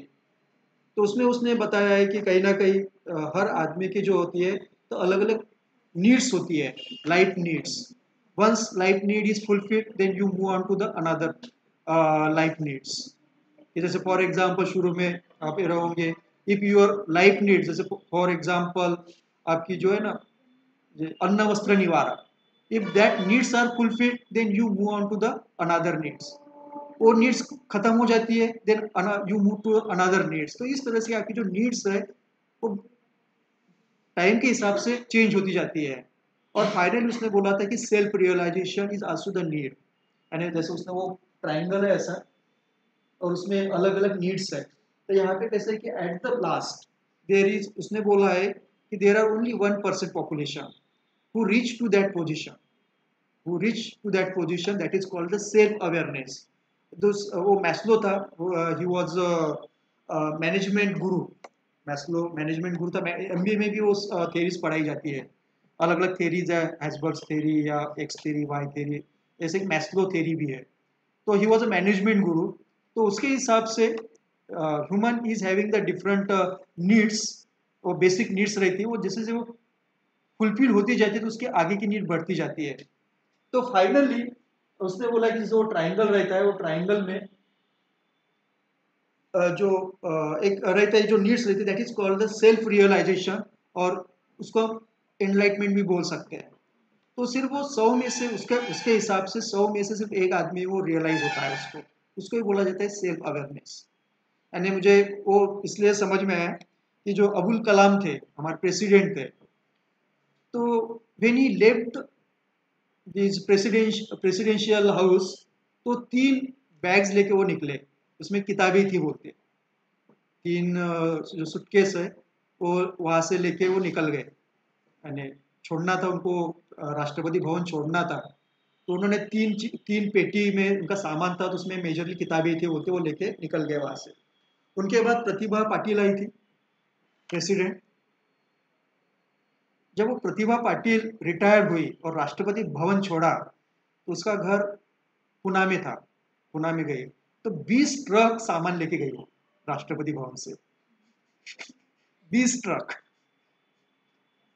तो वो वही है कि दोनों भी तो प्राइम मिनिस्टर प्रेसिडेंट बने, लेकिन उनकी सोच और प्रतिभा पाटिल की सोच में जमीन आसमान का फर्क था। तो उनको वो समझ में आया कि लाइफ में क्या चाहिए, उसको क्या समझ में आया प्रतिभा पाटिल को लाइफ में क्या चाहिए। तो दैट वे वी अंडरस्टैंड। तो वो आपको ऐसे एग्जाम्पल से आप बहुत सारी चीजें समझ सकते हो कि कहीं ना कहीं that person was more enlighten person और president was more enlighten person. जब वो एनलाइटन है तो उसके डिसीजन भी, पॉलिटिकल डिसीजन भी, या जो भी डिसीजन थे, they were very good decisions, they were not bias, they were not prejudiced, because he was more enlighten person. कि यानी जो बीजेपी ने जो बहुत अच्छी चीज की है, तो वो कैसे कि that BJP was responsible to appoint that person और इलेक्ट दैट पर्सन। तो बहुत सारी बीजेपी ने कुछ एक किया, उसमें से वो भी एक अच्छा डिसीजन था। तो बेसिकली वही आप देखते हैं कि वही पोजीशन पे बैठने के बाद शायद हो सकता है कि Pratibha Patil didn't understand what is success, what is achievement, और व्हाट इज, ये चीजें उनको नहीं समझ में आई होंगी। यानी कैसे कि वो, यानी उम्र ही कितनी बची थी वो भाई की और क्या एंजॉय करने वाली वो 20 ट्रक माल लेके। आदमी को चाहिए कितने, 2 कपड़े चाहिए, 2 टाइम का खाना चाहिए, and have a good relationship, have a good relationship. यानी कैसे कि आप जो भी सोसाइटी में रहते हो, तो वहाँ पे आपको अच्छे दोस्त चाहिए, अच्छे फ्रेंड्स चाहिए, अच्छे लोग चाहिए कि जिसके साथ आप कम्युनिकेशन कर रहे हो। बाकी तो कुछ लाइफ में चाहिए नहीं वैसे, बेसिक लेवल पे आप देखोगे तो बहुत ऐसे कुछ जरूर चीज़ें हमारी लाइफ में ऐसे कुछ ज़रूरी नहीं होती है कि, तो ओवरऑल यदि उसी तरह से आप ये भी पेपर देखोगे, तो उसी तरह से उन्होंने क्वेश्चंस पूछे हैं कि, और कैसे कि यदि पेपर देखोगे तो they have covered the huge area. जैसे यहाँ पे उन्होंने ब्यूरोक्रेसी पूछा है, तो आपको कैसे है कि अगेन इट इज रिलेटिव। तो बेसिकली क्या है कि जो अलग अलग सब्जेक्ट्स हैं यूपीएससी के, फिलोसॉफी, यदि यहाँ पे कांट वगैरह आया ही नहीं, कांट रूसो वो भी आपको पढ़ना है, इमैनुअल कांट, कैटेगोरिकल इंपेरेटिव्स, उसके थेरीज भी है, उस पर भी क्वेश्चन पूछे उन्होंने। तो कैसे कि जो एथिक्स का पेपर है, it is a combination of many subjects, it is a combination of philosophy, it is a combination of a psychology, history, sociology, public administration, political science, her subject का combination ये paper में है। यानी सिर्फ ऐसा नहीं कि वो सिर्फ सोशोलॉजी का ही है, सोशोलॉजी का थोड़ा पूछेंगे, psychology, emotional intelligence, it is again ना, आपको ये इमोशनल इंटेलिजेंस का टॉपिक है साइकोलॉजी में। आप इट इज जिसका साइकोलॉजी ऑप्शनल है, या फिर किताब होंगी तो वहाँ पे देख लो आप।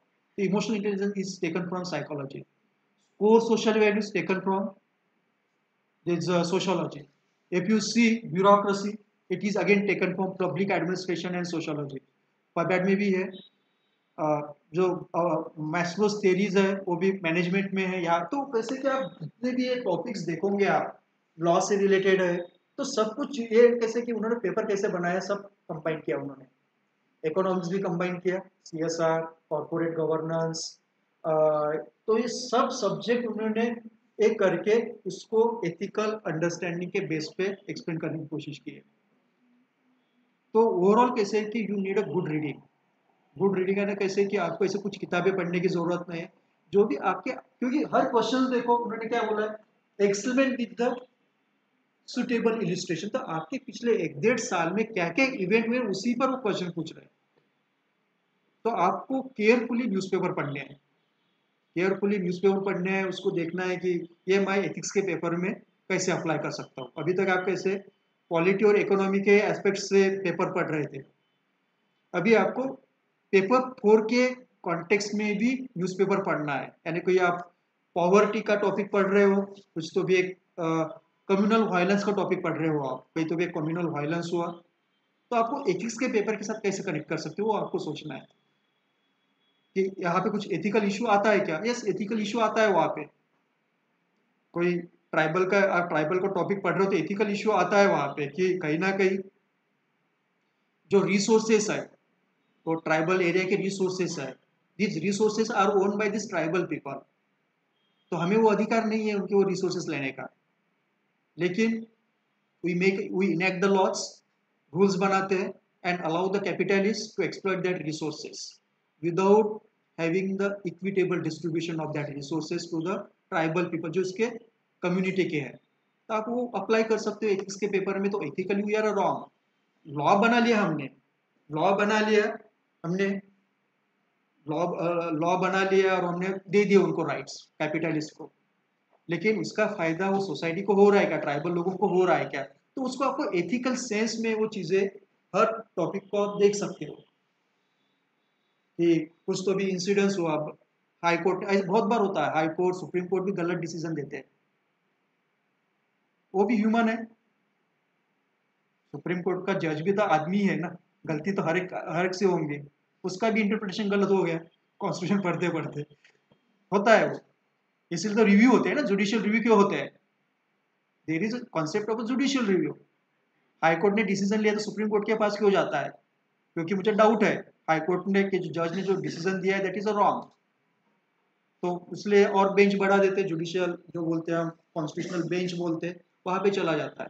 बिकॉज तो कहीं ना कहीं तो डिसीजन गलत हो सकते हैं। तो आपको जैसे अभी जो न्यूज आ रहा था कि कहीं ना कहीं जो हाई कोर्ट ने डिसीजन दिया था कुछ लोगों को छोड़ दिया था, they were culprit of rape, it is ethical issue कि छोड़ दिया था, बाद में सुप्रीम कोर्ट ने बोले गलत है ये। तो एथिकल इशू थे वहां पे, कहीं ना कहीं दे वर द बायस पीपल, या कहीं ना कहीं लॉज, तो ऐसा जरूरी नहीं है कि laws are always correct, rules and regulations are always correct. तो उस तरह से आपको थोड़ा जब पढ़ोगे आपको तो एथिकल सेंस से भी आपको पूरे टॉपिक्स पे ध्यान रखना है कि इसको मैं कैसे। तो सबसे पहले ये मैंने सबसे पहले आपको क्या करना है कि जो इस साल प्रीलिम्स नहीं दे रहे उनके पास टाइम है, तो आप पिछले 5-6 साल के पेपर्स पहले पढ़ो आराम से। आराम से आपने 5-6 साल के पहले, 5-6 साल के जहाँ से पेपर है स्टार्ट हुआ वहां से पढ़ो आप पूरे। कैसे अपने को तो पॉसिबल नहीं पूरे पेपर पढ़ना, अपन तो बाद में डिस्कस करेंगे वो। तो आप कैसे कि सबसे पहले पिछले जितने भी पेपर्स हुए हैं 2000 शायद 14-15 से अगर होंगे तो 7-8 साल के पेपर्स आप केयरफुली पढ़ो। केस स्टडी मत छोड़ दो, अभी केस स्टडी हम बाद में देख सकते हैं। केस स्टडी रहते हैं यानी कैसे कि वहाँ पे उन्होंने एक केस दी है और उसके आंसर आपको लिखने हैं, उसके जो अल्टरनेटिव्स दिए रहते हैं तो वो बाद में देखेंगे अपन। पहले आपको थ्योरेटिकल या जो क्वेश्चन वाइज है ये करो। यानी लगभग क्या होता है 250 मार्क का पेपर है तो 125 मार्क्स इस पर रहते हैं और 125 मार्क्स क्वेश्चंस जो केस स्टडी रहती है उस पर आपके आंसर एक्सप्लेन, आपके ओपिनियन से ये लिखने हैं। पहले अपन यही लेंगे। तो बेसिकली क्या है कि आपको पहले पिछले 7-8 साल के पूरे पेपर्स एक बार, दो बार, 3 बार पढ़ो, तो you will have some idea. आपको एक क्लियर आइडिया आएंगे कि भैया क्वेश्चंस कैसे आ रहे हैं। तो एक बार वो क्वेश्चंस आपको समझ में आए तो बाद में कैसे कि आप जो भी पढ़ रहे हो न्यूज़पेपर में तो उसमें थोड़ा एथिकल सेंस अप्लाई करो। एथिकल मोरल की सेंस से आपकी बहुत इंटरनेशनल एड पे आपने दिखा है क्वेश्चंस, तो आपको ऐसे एग्जांपल मिल जाएंगे कि कहीं ना कहीं China is giving a lot of aid to the developing countries, लेकिन उसके उसमें कुछ हिडन एजेंडा रहता है, तो आपको ऐसे एग्जांपल मिल जाएंगे कि चाइना क्यों दे रही है, उसके पीछे उसका कुछ हिडन एजेंडा है। तो वो आपको कैसे कैसे लाइवली से बहुत सारे एग्जांपल्स मिलेंगे यार, पढ़ते पढ़ते आपको अरे नहीं ये मैं एथिक्स के पेपर में डाल सकता हूँ, तो आपको नोट डाउन करके रखो। तो सबसे पहले आपको नेक्स्ट टाइम जैसे हमारा लेक्चर होगा अगले हफ्ते वगैरह, एटलीस्ट आप इतनी, मैं तो करूँगा ही लेकिन आपको भी करना है कि पिछले 7-8 साल के जितने भी पेपर्स है वो एक बार प्रिंट आउट निकाल लो आप और वो अच्छे तरह से पढ़ो। एक बार वो केस स्टडी है छोड़ दो, केस स्टडी मत पढ़ो अभी, इट विल टेक टाइम। तो क्वेश्चन है तो आपको एक पैटर्न पता चलेगा कि क्वेश्चंस कैसे पूछ रहे हैं, कि थिंकर्स पे क्वेश्चन कैसे पूछ रहे हैं, अलग अलग टर्म्स पे क्वेश्चन कैसे पूछ रहे हैं, या तो हर इसमें आपको कैसे कि उन्होंने जो क्वेश्चंस है डे टू डे फंक्शनिंग या आपके इलस्ट्रेशन है इस पर ही उन्होंने उस तरह से वो क्वेश्चंस को पूछ रहे हैं। तो आपको पिछले 1-1.5 साल से ही मेल के पे ही फोकस करना है कि आपको जैसे आप कुछ तो भी डिसीजन यानी कैसे पॉलिटी पढ़ रहे हो तो आपके गवर्नेंस ने कुछ आपको पता है गवर्नेंस ने गलत डिसीजन दिया है तो वो भी आपको एथिक्स के पेपर में आएगा एथिकल सेंस में आपको भी पता चलता है कि नहीं नहीं गवर्नर ने ये डिसीजन गलत दिया है भले ही वो कॉन्स्टिट्यूशनली करेक्ट हो सकता है पर एथिकली वो करेक्ट है या नहीं है तो वो कैसे कि आपको यहाँ पे कोट करने में हेल्प करेंगे आपको इकोनॉमी में वैसे दिखेगा कि कुछ कुछ इकोनॉमिक डिसीजन लिए गए but are they correct are they वो गरीब आदमी के फायदे के यानी एथिकली करेक्ट है क्या नहीं वो हमको पता चल जाएगा कि जैसे for land acquisition act when that land acquisition act was introduced it was ethically incorrect कि आप किसी की भी जमीन जबरदस्ती से ले रहे हो क्यों state is a sovereign power government बोल रहे कि हम सॉवरेन पावर है हमको यहाँ पे पब्लिक डिलीवरी जगह चाहिए तो इथिकली इट इज इनकरेक्ट क्योंकि I have emotional attachment with that land और गवर्नमेंट बोल रहे कि लैंड दे दो तो इट इज एथिकली लीगली वो ठीक हो सकता है legally it is a correct because state is a sovereign power तो उसके पास वो अधिकार है उनके पास वो अधिकार है लेकिन एथिकली इट इज इनकरेक्ट आप उसको उस हिसाब से देख सकते हो कि यस बाद में वो लोगों को ये आया people went to the supreme court और सुप्रीम कोर्ट ने बोला कि आपने बराबर डिसीजन नहीं लिया जो law was enacted in the parliament government ने चेंज कर दिया सुप्रीम कोर्ट ने बोला कि आप ऐसे नहीं ले सकते take the consent of a people 75% consent of a people तो वो आपको उन्होंने करेक्ट कर दिया सुप्रीम कोर्ट ने सुप्रीम कोर्ट ने वहां पे वो डिसीजन करेक्ट किया कि आप नहीं ऐसे ले सकते भले ही आप सॉवरेन हो लेकिन you should consult the people first तो कंसल्ट कैसे करोगे 75% लोग बोलेंगे तभी आपको जमीन मिलेंगे तो that way you can connect with the paper of ethics ऐसे आपको ये करने पड़ेंगे तो उसके लिए आपको रिसोर्स नॉर्मली जो पेपर किताबें वगैरह मार्केट में है but they are not that much fruitful जो भी बहुत सारी किताबें हैं मार्केट में लेकिन वो इतनी ज़्यादा फायदे की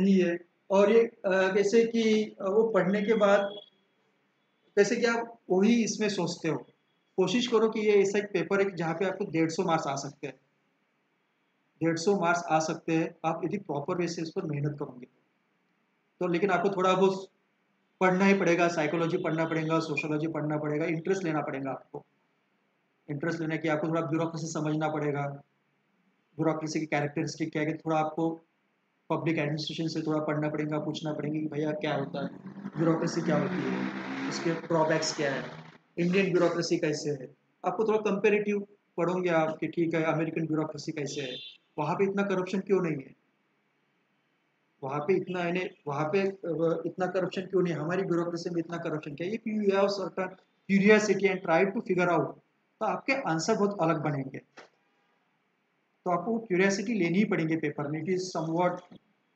इंटरेस्टिंग पेपर यानी थोड़ा आपको इंटरेस्ट लेना पड़ेगा यानी इन डेप्थ थोड़ा करना पड़ेगा यानी कैसे कि तो आप सिर्फ वो किताब से पढ़ोगे और वो रेडीमेड आंसर बनाओगे तो मार्क्स नहीं देंगे आप देखो तो आपको यदि ट्राई कि एक ऐसा एक पेपर है ऐसे का पेपर है एथिक्स का पेपर है ऐसे कि यहाँ पे you can score more marks creativity ये पेपर सब क्रिएटिविटी वाले पेपर है आपको क्रिएटिविटी बिल्डअप करनी पड़ेगी ठीक है कॉर्पोरेट सोशल रिस्पॉन्सिबिलिटी तो वो क्वेश्चन पूछते हैं कि हाउ यानी आपको झूठ लगता होगा government had law make a law CSR लेकिन कोई भी कंपनी फॉलो नहीं करती यानी यानी कैसे वो खर्चा करते हैं if company is showing 100 crore rupee as a profit 2 crore रुपए खर्चा करते हैं ऑन CSR तो basically they are only following the legal norms लेकिन एक्चुअल में जो पर्पस था कि जो पैसा that should be invested in the health care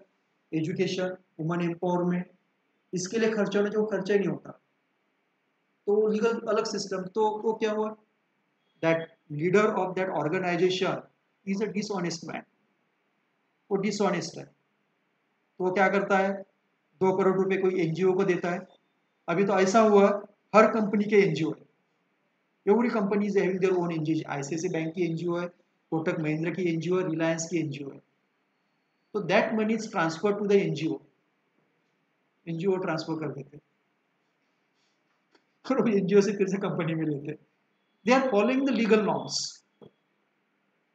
they are following only the legal norms, लेकिन एक्चुअल में हमको तो ऐसी जरूरत ही नहीं पड़नी चाहिए थी। अब वो कैसे कि होने के बाद भी जो ऑब्जेक्टिव फुलफिल ही नहीं हो रहा है। क्यों नहीं हो रहा है?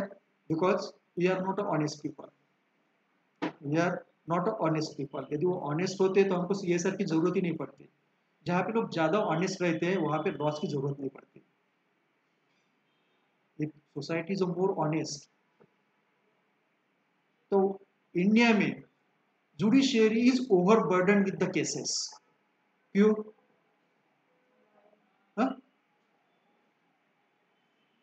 Because we are dishonest.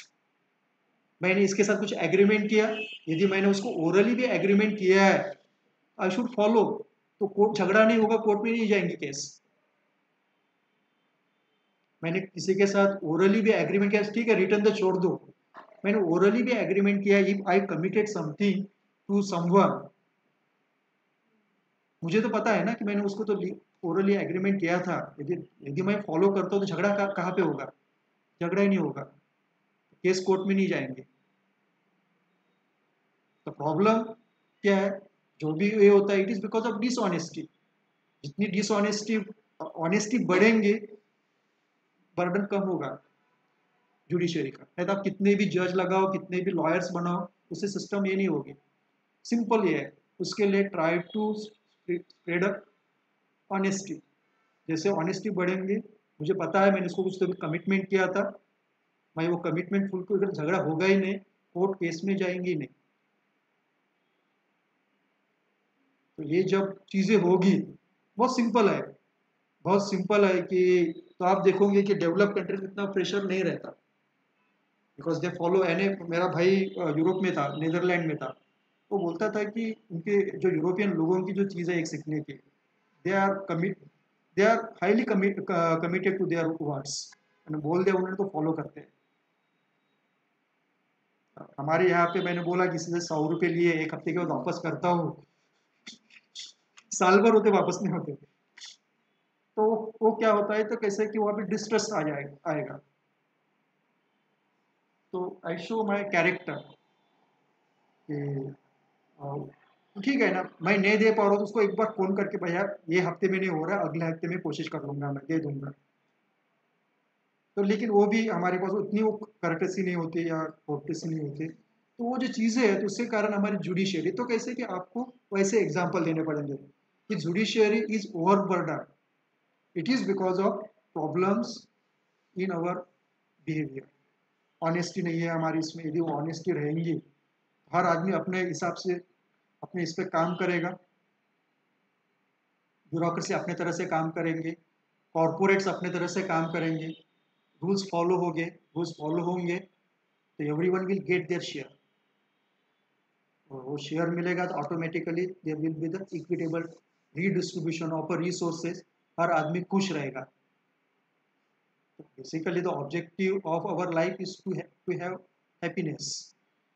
मैं क्यों चाहूंगा कि कोर्ट में जाओ, पैसा खर्चा करो, अनप्रोडक्टिव वर्क है वो। तो बेसिकली पर्पज इज कैसे कि I should have a productive work, कि जो भी मैं कर रहा हूँ लोगों को वो चीज़ें समझ में नहीं आती कि मुझे क्या करना है। बाद में हम कुछ तो भी करते रहते हैं और उसका आउटपुट करप्शन होता है बाद में, क्योंकि we are not happy with our work. If you are happy with your work, you enjoy your work, obviously you will not indulge in the evil practices. कि बहुत सारे जो है कि करप्शन नहीं है, करप्शन सिर्फ पैसा लेना ही करप्शन नहीं है, there are different forms of a corruption.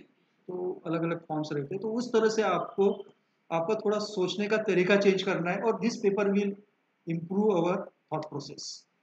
तो उसके लिए आपको ऐसे भी कुछ किताबें वगैरह मिलती है इससे रिलेटेड विद स्पिरिचुअलिटी, या कुछ ऐसे अच्छे ऑथर्स के, तो वो भी आप लिख सकते हो, यानी देख सकते हो पढ़ने के लिए।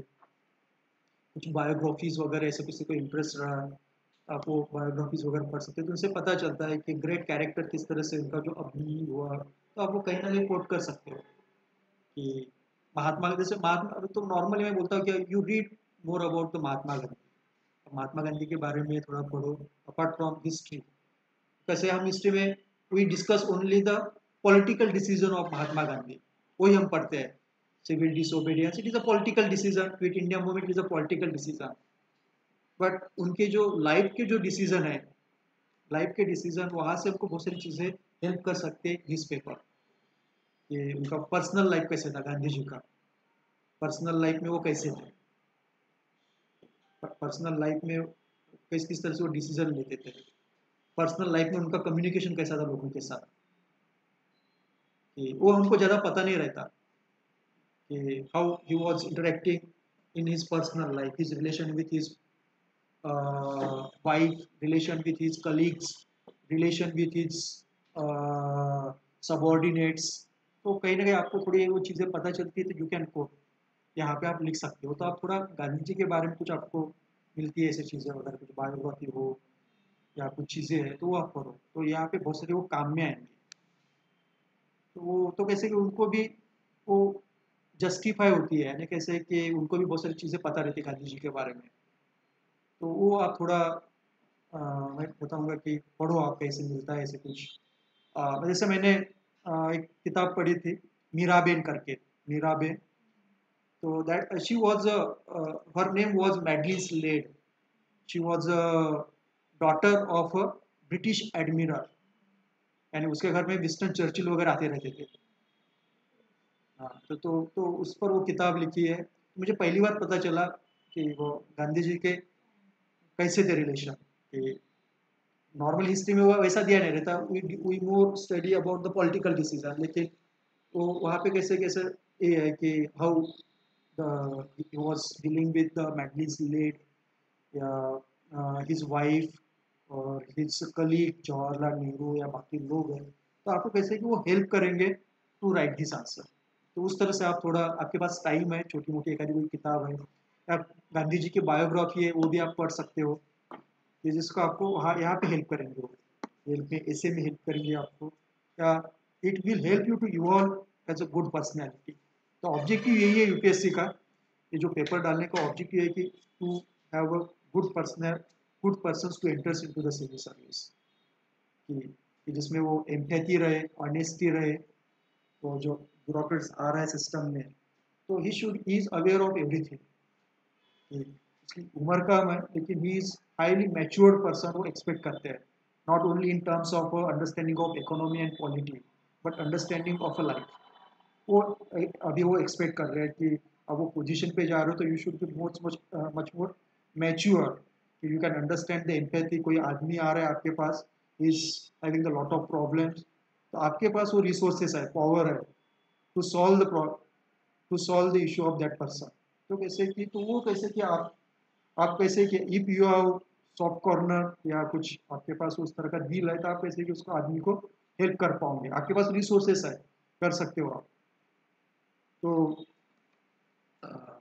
तो इस तरह से ये पेपर है, तो it is more about your personality. तो ऑब्वियसली पेपर में कैसे कि मैं एक्सपेक्ट करूंगा कि next time you should talk, कि मैं कैसे पढ़ाने वाला पेपर नहीं है वैसे।